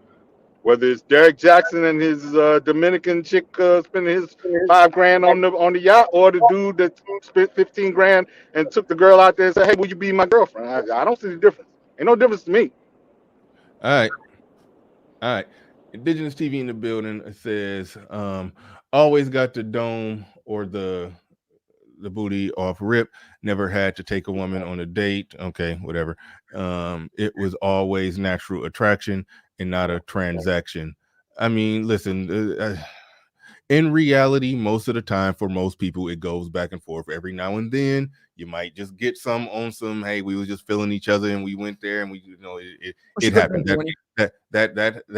happens. That happens. That has happened with me. Sometimes you got to take them out on a formal date, and sometimes you got to play the game, and it varies. It's not a 100%. It's typically for most guys, it's not a 100% across the board thing. What is that? Maxon says the money is not the issue. This man just advertised to all women on social media that a man should do all that just to be his girl. Not realistic. I generally agree with that point, only from the perspective is that when I look at the reaction to it, when I look at Derek Jackson's reaction to it, when I look at his comment section reaction to it, if men operated and moved like that for a chick that wasn't even their woman, like, put it like this, if he just said, I'm balling, I got money, and it's a hot piece of ass, and I'm willing to do this to get it, that's one thing. Is men moving like that. But no, this is where I disagree with you. This is where I disagree with you. I believe in results. I don't give a fuck about how you got there. Give me the results. Did she become his girl? Did she say yes? We don't know. We don't. If she said yes, he won. If she said yes, he won. What if she said yes, enjoyed the rest of the vacation? I don't care if she said yes, and that's hold on. What if she said yes, enjoyed the rest of the vacation, got back home in Pennsylvania or wherever the hell they from, and just sort of went back to doing whatever she was doing when she was single before she got up in that helicopter? Well, then you break up with her. She don't get no more vacays. That's all. She don't get no. That's why it's a risky. That's why that's a risky. That's why that's a risky investment. Okay, well, that's why that's a risky investment. and I think men should So be. we don't know. So we don't know if she said yes or no. No, we don't know if she said yes or no. We don't know. We just know they went on an extravagant vacation so he can say, "Will you be my girlfriend?" That's all we know. All right. Maxon in the building says the money. I think I already read this one. All right. Yeah. Did I read No, that? go ahead. This is important. Well, the money is not the issue. This man just advertised to all women on social media that a man should do all that just to be his girl. Not realistic. I agree with him only on one point. The vast majority of men ain't got 15 grand to just up and take a woman globe hopping like that. So that would be true. You'd be right. Most men of any color don't have 15 grand they can just lay their hand on and just pick up and go anywhere that they want. That's true. You're right. If she didn't want it, he might have just made an advertising for, I don't know, 15,000 other women that will take the deal. How much is advertisement worth? He'll have to hold on. He'll have to have another 15,000 in his back pocket to take another woman on a date and cross his fingers that she say yes in that damn helicopter. What if they don't? Maybe he got it. What if they don't? Wait, maybe what if they don't? What if all it is that all they're gonna be doing is clapping cheeks and sucking toes? I don't see him turning that down. He looked like a pretty happy guy to me. Sir Tyson in the building, just super chatted rabbit hole. Yes. Yeah, we deep in the rabbit hole. Yeah. It seemed like to me that you have a whole lot of yams lined up, but now that Pablo makes a damn good point. You could be putting out another type of advertisement. This is what I got, ladies, and if she say no, I could imagine sisters kind of like circling like the vultures, just saying, go ahead and say no, so we can slide up in there, slide up in the DMs. I'm down to go. Wait, hold on. I don't like when people. Hold on, wait, real quick. I don't like when people try to pin a narrative on me that's not accurate. I am not triggered. I had a damn good time covering the video, and I'm more sleepy in this. I'm more bored by this rabbit hole. Bernard. Triggered. Now I'm about to catch you in a catch. All right, I'm about to get you in a catch. I'm about to get you in the catch-22. You remember the guy that graduated from law school and took the picture with him and his cap and gown and said, "Here I am, ladies. What's up?" Yeah. Remember him? You were cool with that, right? Why you not cool with the brother spending the 15 grand flossing and saying, "Here I am, babies. What's up?" You with it or not? He didn't say. Well, he said it to her. He said it to her. He did. He said, "Yo, here it is. Here go the bag. No, do you want it? What's up?" Hold on. The difference is the same thing. CJ, it's the same thing. I'm about to tell you the difference, though. Okay. The difference is CJ King said, "I'm this man. I'm successful. I'm this. I'm up here." Right. Come a $15,000 vacation. Don't say that. Come on. He said, "Come compete for me. I'm the prize. Come prove yourself to me. Come prove yourself worthy of all that I can offer. I'm going to be able to offer that what this man offered, but you need to come to me and show me that you're worthy of it." Right. He's offering that up front with his fingers crossed, hoping that she likes him. That's a huge difference. And but what if we pivot out of that? All right. How about this? Because we don't know how it ended up. But let's just say, for sake of argument, she turned it down. What if he took that video, like Pablo said, and used that as an advertisement? All right, ladies, who's next? You want the bag? I got the bag right here. Who wants it? I got the bag right here on Insta. He make an ad out of it on Instagram. You want the bag, ladies? You can see what I can offer a lady. Now she turned it down. That's cool. But do you want it? I got the bag. Now come on with it. The line of yams forms to the left, ladies. Man, y'all got me eager. Y'all got me eager to see what J Speed got to say. This is a first. All right, go J Speed. Go ahead. You got it, man. I'm here to help you, bro. I'm here to help you today. Save the show. Yeah, I'm here to help you today. You on here with these damn pussy connoisseurs. You ain't never gonna get out of this argument. Because that's exactly what they is. You can tell the way Pablo talk, goddammit. I mean, it's a deal. It's the results for him. He don't give a damn what it is, how much money he had to pay. It's the results for it. And he can't see no difference in what you're talking about. There's a major difference. That kind of price right there, that's what you ask a woman to, take your hand in matrimony. That type of money. They ain't trying to make you seem like you took your lady out to a date is the same as him taking her on the ship to be a girlfriend. You know what I mean? You was trying to get a little more serious. And they don't see the difference in that. Just getting somebody to say, I'm gonna be your girlfriend, you could do that at a goddamn coffee shop. You ain't gotta do that with $15,000. Hey, I mean, you do that over the telephone. I mean, what's going on with this? I mean, they don't took this stuff to a stream. This damn, giving the bag to get the yams, as old man talking about. Hell, you get yams anywhere. You get yams when you can't get nothing else. When you can't get nothing to eat. Yeah, but what about premium organically fed yams? Well, regardless of what it is, all that labor and shit don't really care. I don't care about all that, because when at the end of the day, it's all gonna make a turn. You're talking about Kroger yams. I'm talking about Whole Food yams. But Again, same yam, look. Let me tell you something, old man. There's only two types: big old good one, good old big ones, and that's number one. You old motherfucker. You're born in the 60s like me, aren't you? There's only two types, and if you don't wash it after 2 days, they all smell the same. So I don't know why you putting all this primo on top of the yams. Oh, yam is just yam, bruh. That's it. Some get real wet. Some of them you got to put some lube on. That's it.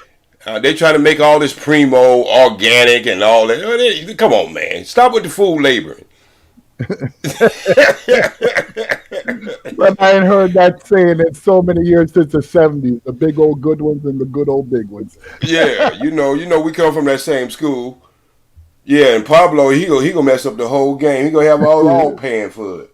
Well, you see, you can't be hating on the man if you got his money. Look, you're already paying for it. You already even in our day there, J Speed, the man with the dough, he always on the go. That's it. How many ex-wives you got, J Speed? I got 2, and I'm working on your ex-girlfriend to be my third. Well, then you already paying for it, then, J. No. See, this is didn't you listen to Bernard earlier when he said you make a deal in the beginning, and whatever you make that deal is? See, y'all be getting these people who taking y'all up in the courtroom. I don't get nobody going in the courtroom with me.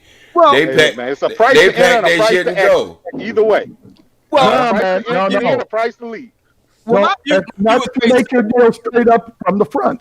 My view is very simple, man. A good winch is worthy of her hire, so I ain't got no problem with it. Sister George in the chat room said that brother with that video that we talked about earlier, Bernard, on his Instagram. I hope you can go and look it up and pull it up so we can confirm. She said the sheer number of sisters who was saying yes was astounding. Just the sheer number of comments of sisters saying, if she turn you down, I say yes. That's how it is when you're a high value man. You ain't got to worry about no woman. Listen, you having company, you having a nice set of premium cheeks to clap, that's the least of your problem. Jay-Z ain't never lied about that. I got 99 problems, but a 304 ain't one. Yeah, there you go right there. Because Sister George said in the comment section of that brother's video, sisters were lined up in droves saying, listen, if that girl says no, I say yes. So that goes right to Pablo's point. That's a hell of an ad that he put up there. All the sisters come out there and say, yeah, I'll say yes.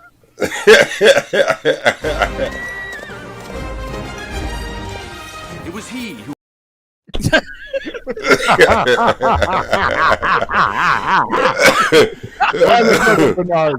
a good one. That was Beta. Oh no. Beta male. Hey, I love Jesse too, man. Even though Jesse ain't got no woman, he like to call men beta man, but that's okay. Yeah, he can do that. He's a high value man. Oh, man. Well, okay. Y'all cooked me today, man. Yeah, I seen them. They had you in a little stitches there for a minute. I seen you about ready to sweat a little bit in your sleep. I wasn't ready to sweat. I was just. How many of those ladies you think will be down to bust it wide open for homeboy to take them to where they go to Aruba, wherever they went? I think they went to 2 places. They went to one place and then they went to the other place. How many of those sisters do you think that Sister George was talking about saying yes? How many of you think that they would have no problem busting it wide open? How many of you think? Give me a percentage. 10%? I'll give you a better question. How many of those women you think have a passport? How many have a passport? Yeah. They go get one if they didn't. It wouldn't take long. Listen, you could do that. You could narrow the search. We only taking sisters that's got passports. That'd take about 90% of them out. Good. That's still 10%. Sister George, if you listen, how many of those comments were there? We could take 10% out of it, 90% out of it. Only deal with 10%. I got the impression that it was thousands of comments, but we'll see. How many comments was it of sisters saying yes to that particular ad there, or that thing there for the passport? What is Sister George writing a third edition of the Bible or something? You mention her name a lot. What well, he wasn't exactly advertising. That wasn't a CJ King type advertisement. That was him. The sisters his did bid that way. That's the best advertisement. Don't you know that? Yeah, when but you the don't job intend it. the position is already filled. No, it ain't. We don't know that. We don't know if the position is got filled. money. Yes or no? Brother, it's always a revolving door when you have a certain amount of figures, brother. And by the way, I guarantee you right now, there's sisters out there saying, "Listen, you want a friend to come along? I could be a friend." You know, a lot of sisters say when you take them out for a date, they want to bring their friend. Now, my position is, if you bring your girlfriend onto a date with me, then that tells me that y'all want a threesome. Okay, then. I believe Menage a trois. Menage a trois. I believe it was a friend of the girl that he. Something you only seen on Pornhub, there, Pablo. Hold on, real quick. I think I said this in my commentary, but yeah, I do believe that he paid for a friend to go on the whole trip with them. I think that's who was doing all the recording. So we for all we know, he could have been sucking on her toes too. We just didn't see it. He could have been clapping double cheeks. That might explain why they had double bed occupancy there. Shout out to ARC. I remember he said a guy he know was saying that, yeah, I'm going out on going on a little vacation with this girl I've been seeing, and her friend is coming too. She had asked me, would I take, can her and her friend go to I don't know, let's just say the Bahamas or whatever, and then the guy said yeah or whatever. And then ARC was like, are you sure you were invited on this date? On this vacation? He said, yeah, of course. He's like, no, I think you better go ask. And the guy wouldn't ask, and sure as shit, the girl asked him to just take her and just to pay for her and her friend to go out on it. So I'm saying all that to say that, man, if you when you're throwing around vacations like that recklessly, chicks looking at you as a mark or a come up. But however, I do say this, and y'all know where I'm at on this. Yeah. If a man got money like that and women are see him as a mark or they're targeting him, like my position is, put it like this. If I had money like that and I was putting it out there advertising, I'm like, yeah, by all means target me. By all means come and try to get whatever you want from me. Come try. Well, you know what you gotta do? You gotta put up a sign that says, all yams will be clapped beyond this point. Exactly. So I don't mind if a man got his money, he advertising, and he's using that as just a vehicle to bring them in. If he getting what he want out of these women, that's cool. Y'all know I'm cool with that. Y'all know I'm not that dude. It was just the relationship aspect of it. I'm not even making my case no more. Right? We can just chill. We can just chill and have fun with this. He's changing, but Bernard, he's changing the stock for the average man. I mean, he's changing the stock of the price for the average man. You just can't. No, you understand what I'm saying? I'm just saying is, when you put it out there like that, right? And other women may see that, and then now it makes the value of everything go up. Anything can trickle down and make something go up. I know Bernard like to get. Look, Pablo. I know that you like to get it in travel groups. Yeah, but I'm just saying, Bernard. Perfect example of what I was talking about. But you know what I'm saying, Pablo. Pablo, let me get this in. Let me get this in for a second. Hold on, real quick. I know you is. I'm out. Split spark. This is your second warning. Almost gonna be 3 strikes. I didn't say use me. I said if they see me as that, they can try. They think they're gonna get a bunch of money up out of me. They think they're gonna get this. They think they're gonna get that. I would love to see them try. What is it? Bernard, let me give you a piece of advice, bro, as an older dude. Don't speak to dudes like that. That's a broke man's argument. I was about to say, what is it? Only broke people talk like that. What is it with these broke dudes? Let me tell you something. From you got money, don't let a broke dude talk to you anyway, because he's going to tell you money don't matter. No. This is when people keep implying that I said something that I didn't say, people like that get blocked. So I'm just giving him his second strike warning because it's the second time that he did that. So 3 strikes, he gonna be up out of here. I'm guaranteeing you, this dude's in a basement by himself. No, that's I'm guaranteeing you, because those are the only dudes that hate on other dudes for doing what they do. My position isn't about broke or not broke. My position is not about broke or not broke. You're talking about that is the position, brothers. No. I'm talking about me. What you said isn't my position isn't broke isn't broke or not broke. Even when I'm analyzing the situation with that dude, I'm not. Listen, we don't know how much money he got. We don't know if it cost $15,000, but he had $18,000 to his name. But just to show her that he meant business. But that would be a mental patient. Come on. Stop it, everybody, please. When it came to simply asking that woman, will you be my girlfriend? We don't know if he spent 90% of his life savings just to ask her to be his girlfriend. We don't know that. So all I'm saying is that type of treatment should be given to a woman that's your woman that has earned it. That's all I'm saying. Now, if you just rich and if you just tricking and balling and popping bottles and buying renting yachts and having a good time, do your thing. But that wasn't what I saw right there. I saw a guy trying to get a girl, and if that's we don't know if he was a baller or not. We don't. Can I ask a question? I saw a guy trying to get. I saw a guy. Emphasis on trying. I saw a guy trying to get a girl. And that's what I saw. And can I ask a question? When did it become tricking? Because you got it, you can do it. Because poor guys feel some kind of way of being about being left out. Okay, cool. I didn't understand that, because back in my day, if you got it, you flaunt it.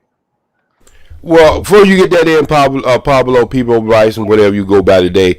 Look, man, everybody know you get down. I mean, come on, man. We know you got your passport.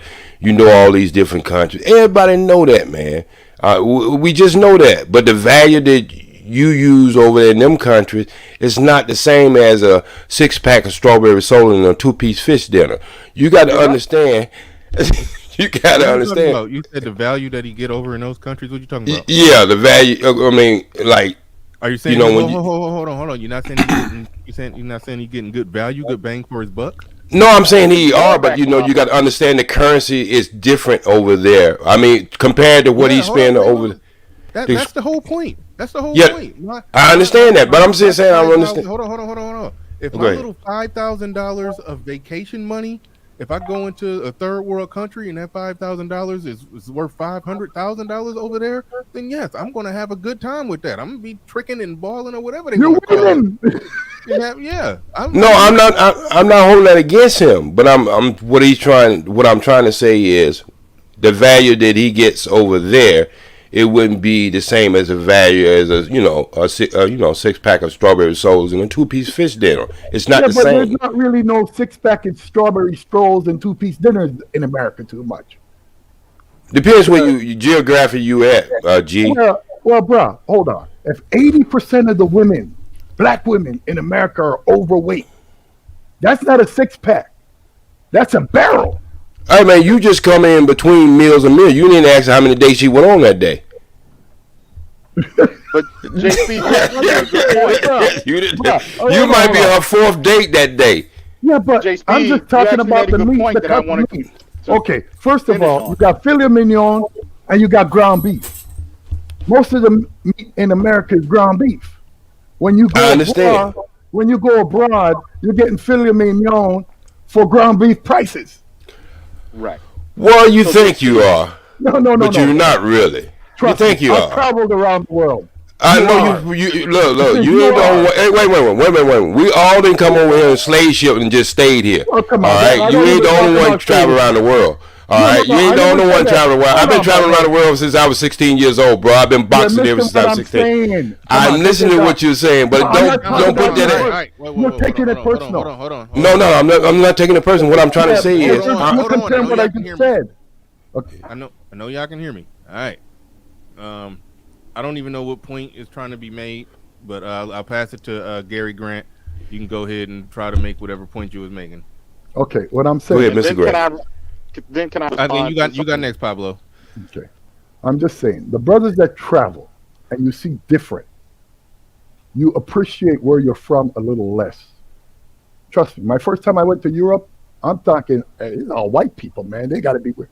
I met so many friendly fucking people that the women was crazy. Like them times. Wait a minute, that's what y'all was yelling and screaming about? No, they're talking about he's staying for a two-piece. Like the value is different from a third world country than in America. No, real quick, let me ask OG, was that two-piece a metaphor, or you mean literally a two-piece because the value is different?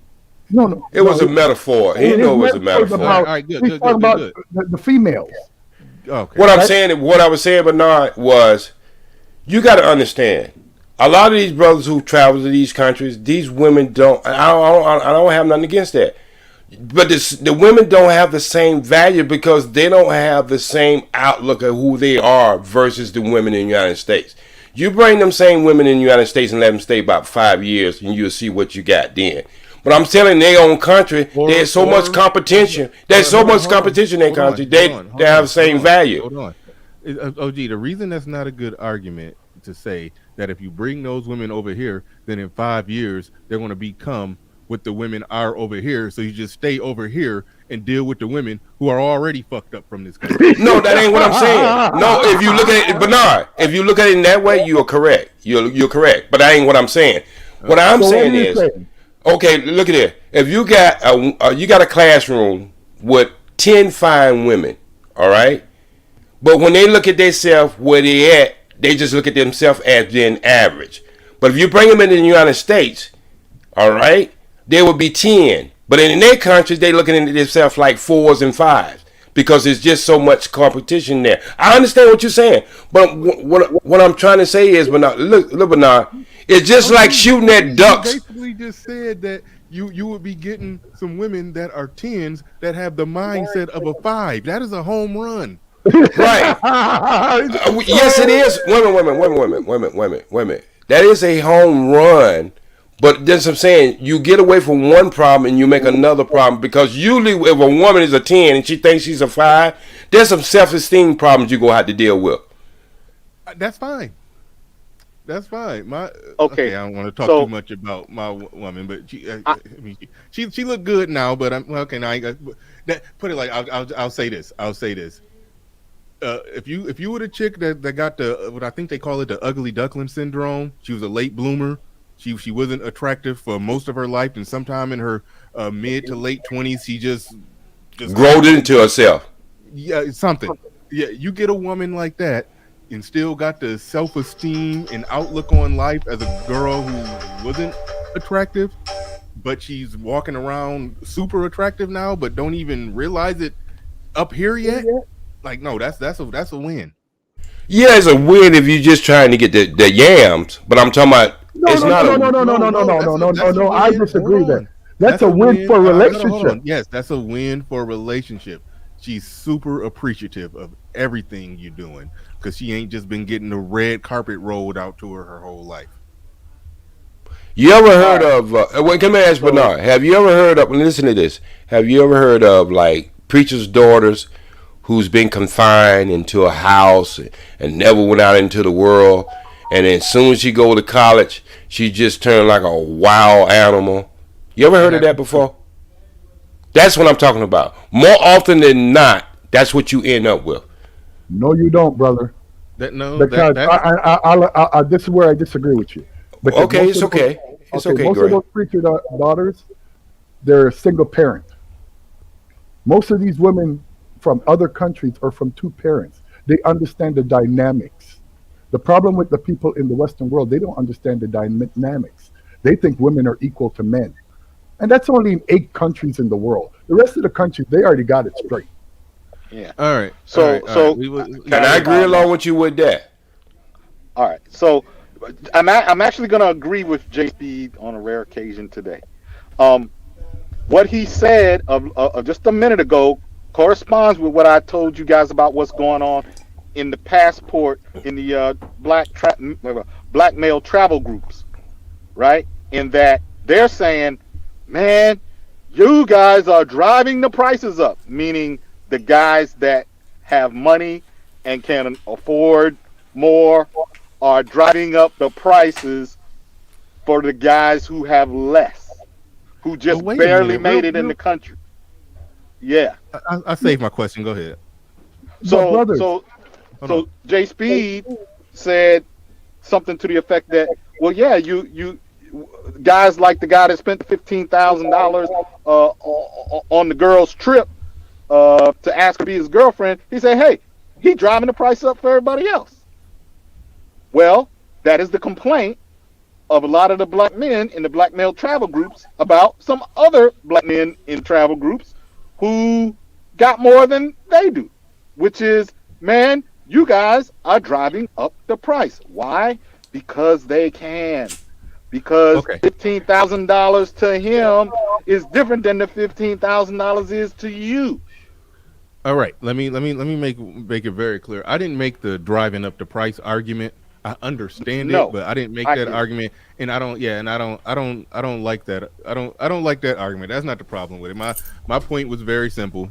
If, certain things that you should only do for a woman if she's your woman. That's I just a agree real. with I That's a agree real with simple him. point. But hold on, come on. Who's phone ringing? Oh, gee. I'm sorry. Yeah. Okay. You. All I right. got So 15 Pablo, let me. phones in my room. Okay. Yeah. Okay. Yeah, okay. Pablo. Clients. Yeah, business related allegedly. But Pablo, You funny. Pablo got the weird thing about what you're saying that I don't understand about the travel group. I figure everybody who's traveling, got a passport, be out of the country 2-3 times a year. I figure all of them got. Definitely is levels to it, It's but some all of them pookies got to in have there. some type of money. Like, I mean, you're not doing that broke. Uh, So I think what Pablo's Because saying, hold on. That was the Pablo who's a part of I think the head of the okay, travel group. Yeah. let So me go ahead. let me break it down for you. We got guys. Remember the guy that was out in Africa, and he bought some bike and he didn't like the bike and he Oh decided to yeah. take it out. Remember that guy? Okay, they're telling me that, you know, we got guys like that abroad who are Oh. barely making it, right?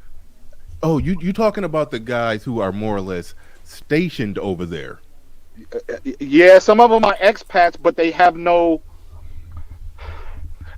consistent Mm-hmm. income, Yeah, right? they over there living And off there. so So they they were. pookie, and Yeah, go they ahead. just changed the locale of their pookie. Mm. And so they begin to get upset when the guys who, you know, let's say they're digital nomads or they earn their money online, or they're investment guys who like one master teacher who makes a nice little chunk of change, and can travel.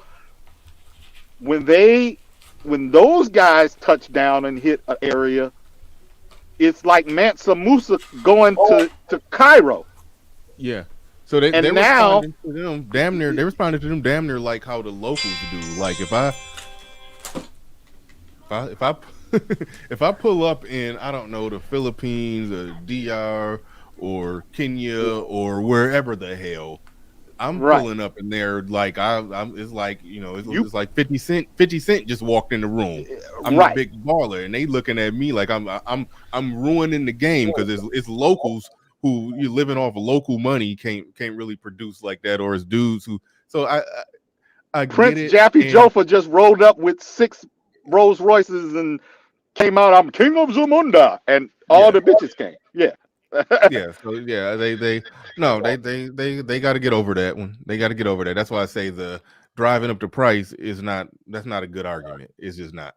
Well, let me get to some super chats. Shout out to everybody who super chatted. Number 16 says, "This is now the Manosphere Senior Center. Let the elders talk their shit before nap time."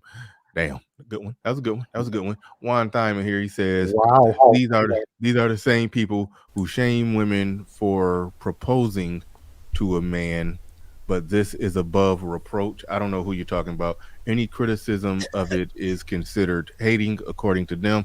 I have no clue who you're talking about when you say these are the same people. I don't know who. I don't know what was said that qualified somebody to be the same people that say something else, and what that something else got to do with this conversation. And maybe you can clarify in the chat. Indigenous TV in the building. Okay, I already read that one. All right. Shout out to everybody in the building who super chatted or supported the stream in any way, shape, or form. Appreciate all of y'all. Don't think I missed any super chats. If I did, I apologize. Missing cash apps. Oh yeah, OG did send me a cash app to come up. You did come up making sense. A little bit. You did come up making sense. I will give you that. I will give you that all day. The video that we originally watched, I didn't view that as a tricking video. I didn't view that as a rich man just balling on a yacht, tricking on a yacht, having a good time, partying, doing this. I didn't see that as that. I saw that as something else. I saw that as a man doing way too much for a woman that wasn't his woman. That's what I saw. And yeah, but anyway, all right, y'all done tired me out. Y'all done tired me out today. Y'all done tired me out today. You gonna have to play in that big date tonight, right? Let me ask you a question. But are you still with that girl that you took on the holiday? I'm sorry, what's that? Are you still with that girl that you took to Miami? That I went to Miami with? Yeah, we're still together. Cool. I'm glad to hear. Have a relationship. Just in mind, 2 months before we went to Miami, or at least a month and a half, or maybe a month, I don't even know. We went to Atlanta because the NBA playoffs was happening on my birthday, and I like NBA basketball. So she actually paid for a trip us to go and watch we went to Atlanta to watch the Atlanta Hawks play the Milwaukee Bucks. Just a little short trip. We went down there. That was her birthday. No. I just like to see young black brothers in relationships, because most of the guys that give relationships on these programs are not in one. So how are you an expert in something that you don't do or you're not in? I just don't get that. Because most of the guys, don't stay, this girl's for the street, but you ain't got a girl. That don't make sense to me. Maybe because I'm old. As Buddy said, it's time for my nap. Right. Insure is in the house. Insure. Yeah. Yeah. Yeah, me and my woman, we was seeing each other for a good while before she was officially my woman. Like she showed me a lot. Like she showed me a lot about who she is, her character, this or that, and it was just an easy progression, to that. But I don't know. She showed me a lot before she officially became my woman, and then she had to show me a lot while she was my woman before, Don't stop the vetting, my young man. Don't stop the vetting. Always make sure. Exactly. The vetting is always going on. There you go. The vetting is always going on. Thank you for having me. Big up to all the young men, the old man. Big up to all men. Keep on your square. Peace. Take it easy. Right on. We about to go ahead and do some last words. But shout out to Gary Grant, a new person to the panel. I'm scared to let new people up nowadays. You never know. But go ahead, Pablo. What you got on for your last words? Yeah, man. My where I begin to kind of have issue with some of the things that go on in Black YouTube. I won't say the Black manosphere, but just Black social media in general. Is it just seems like Black men have to play on some of these old archaic rules, like you got to get it on the muscle. You got a wrangler and wrestler to the ground, and you got to be able to stand in it with her, and you got to be able to deal with a Black woman and all that. I know you said that ain't the Black manosphere. That's the rest of Black YouTube. No, but they got their own brand. They got their own brand of shit that they throw in the mix, though. You gotta put the game on. Yeah, the game dudes overdo it. I mean, there's plenty of ways to know if a woman values you, but listen, the game dudes overdo it. It's one thing to say that this woman is attracted to me, and she gave me full access with minimal investment, and she's still coming full on. I get it, I get it, and I understand that. What I don't understand is that if a man, let's just say for whatever reason, he don't got enough, he don't got no alpha dust to sprinkle on her,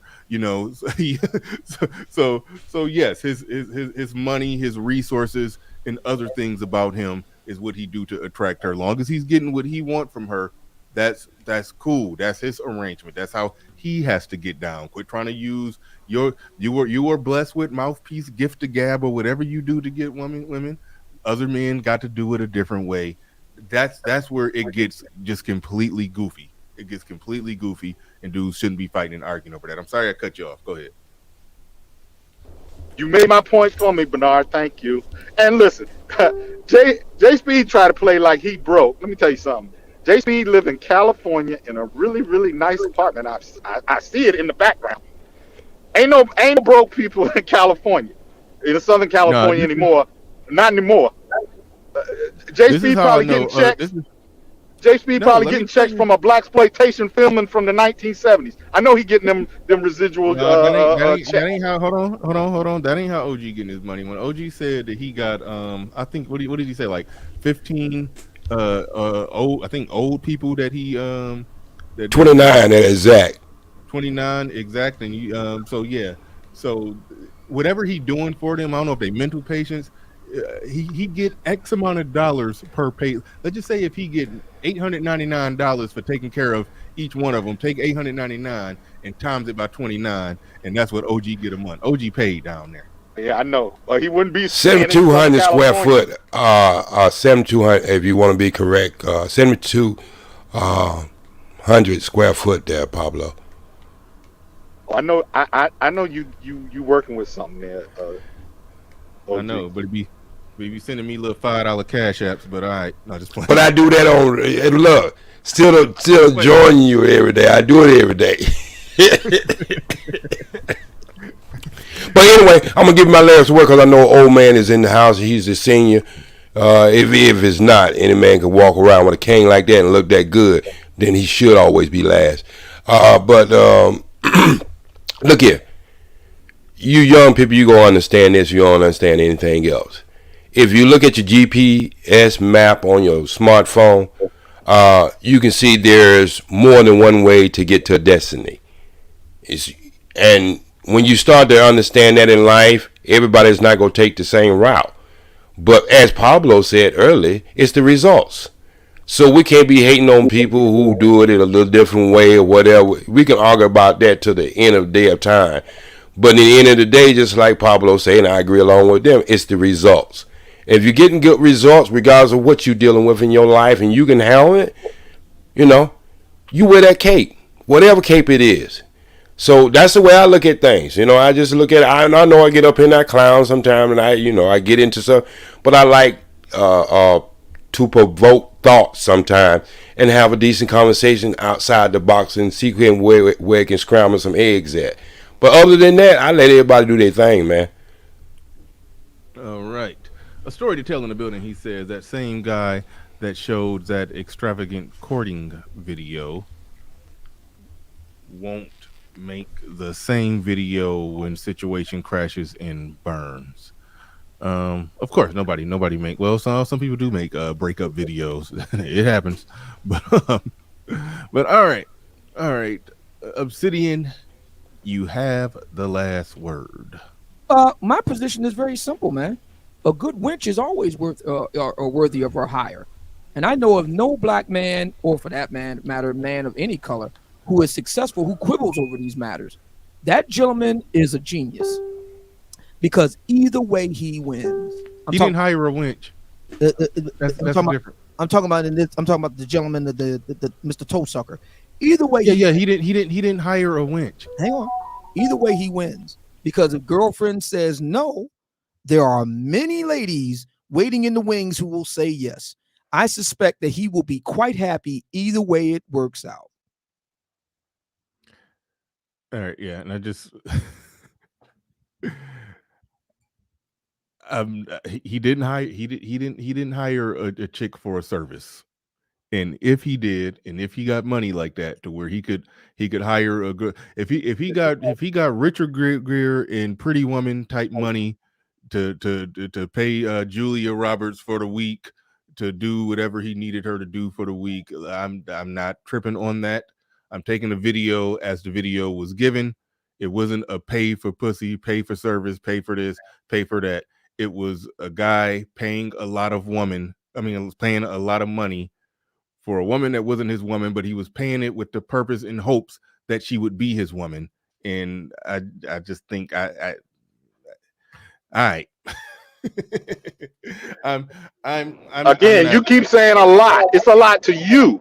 It's a lot to you. But it might not be a lot to him. The emphasis on might. If he's rich, but I mean, the woman ain't even his woman. I don't know. But anyway. All right. Y'all know where I'm at on that. If you're giving a woman some wife treatment, she need to earn it. If she ain't even your woman, she ain't earned it. I don't. That's just where I'm at with it. She got a woman. A man should maintain. Never mind. I already made my point. I'm not gonna reiterate the same points. But all right. We out of here, y'all. Thank you, everybody, for coming on through. Everybody who liked, shared, subscribed, participated in any way, shape, or form. I appreciate each and every one of you. We are out of here. Peace. We gone.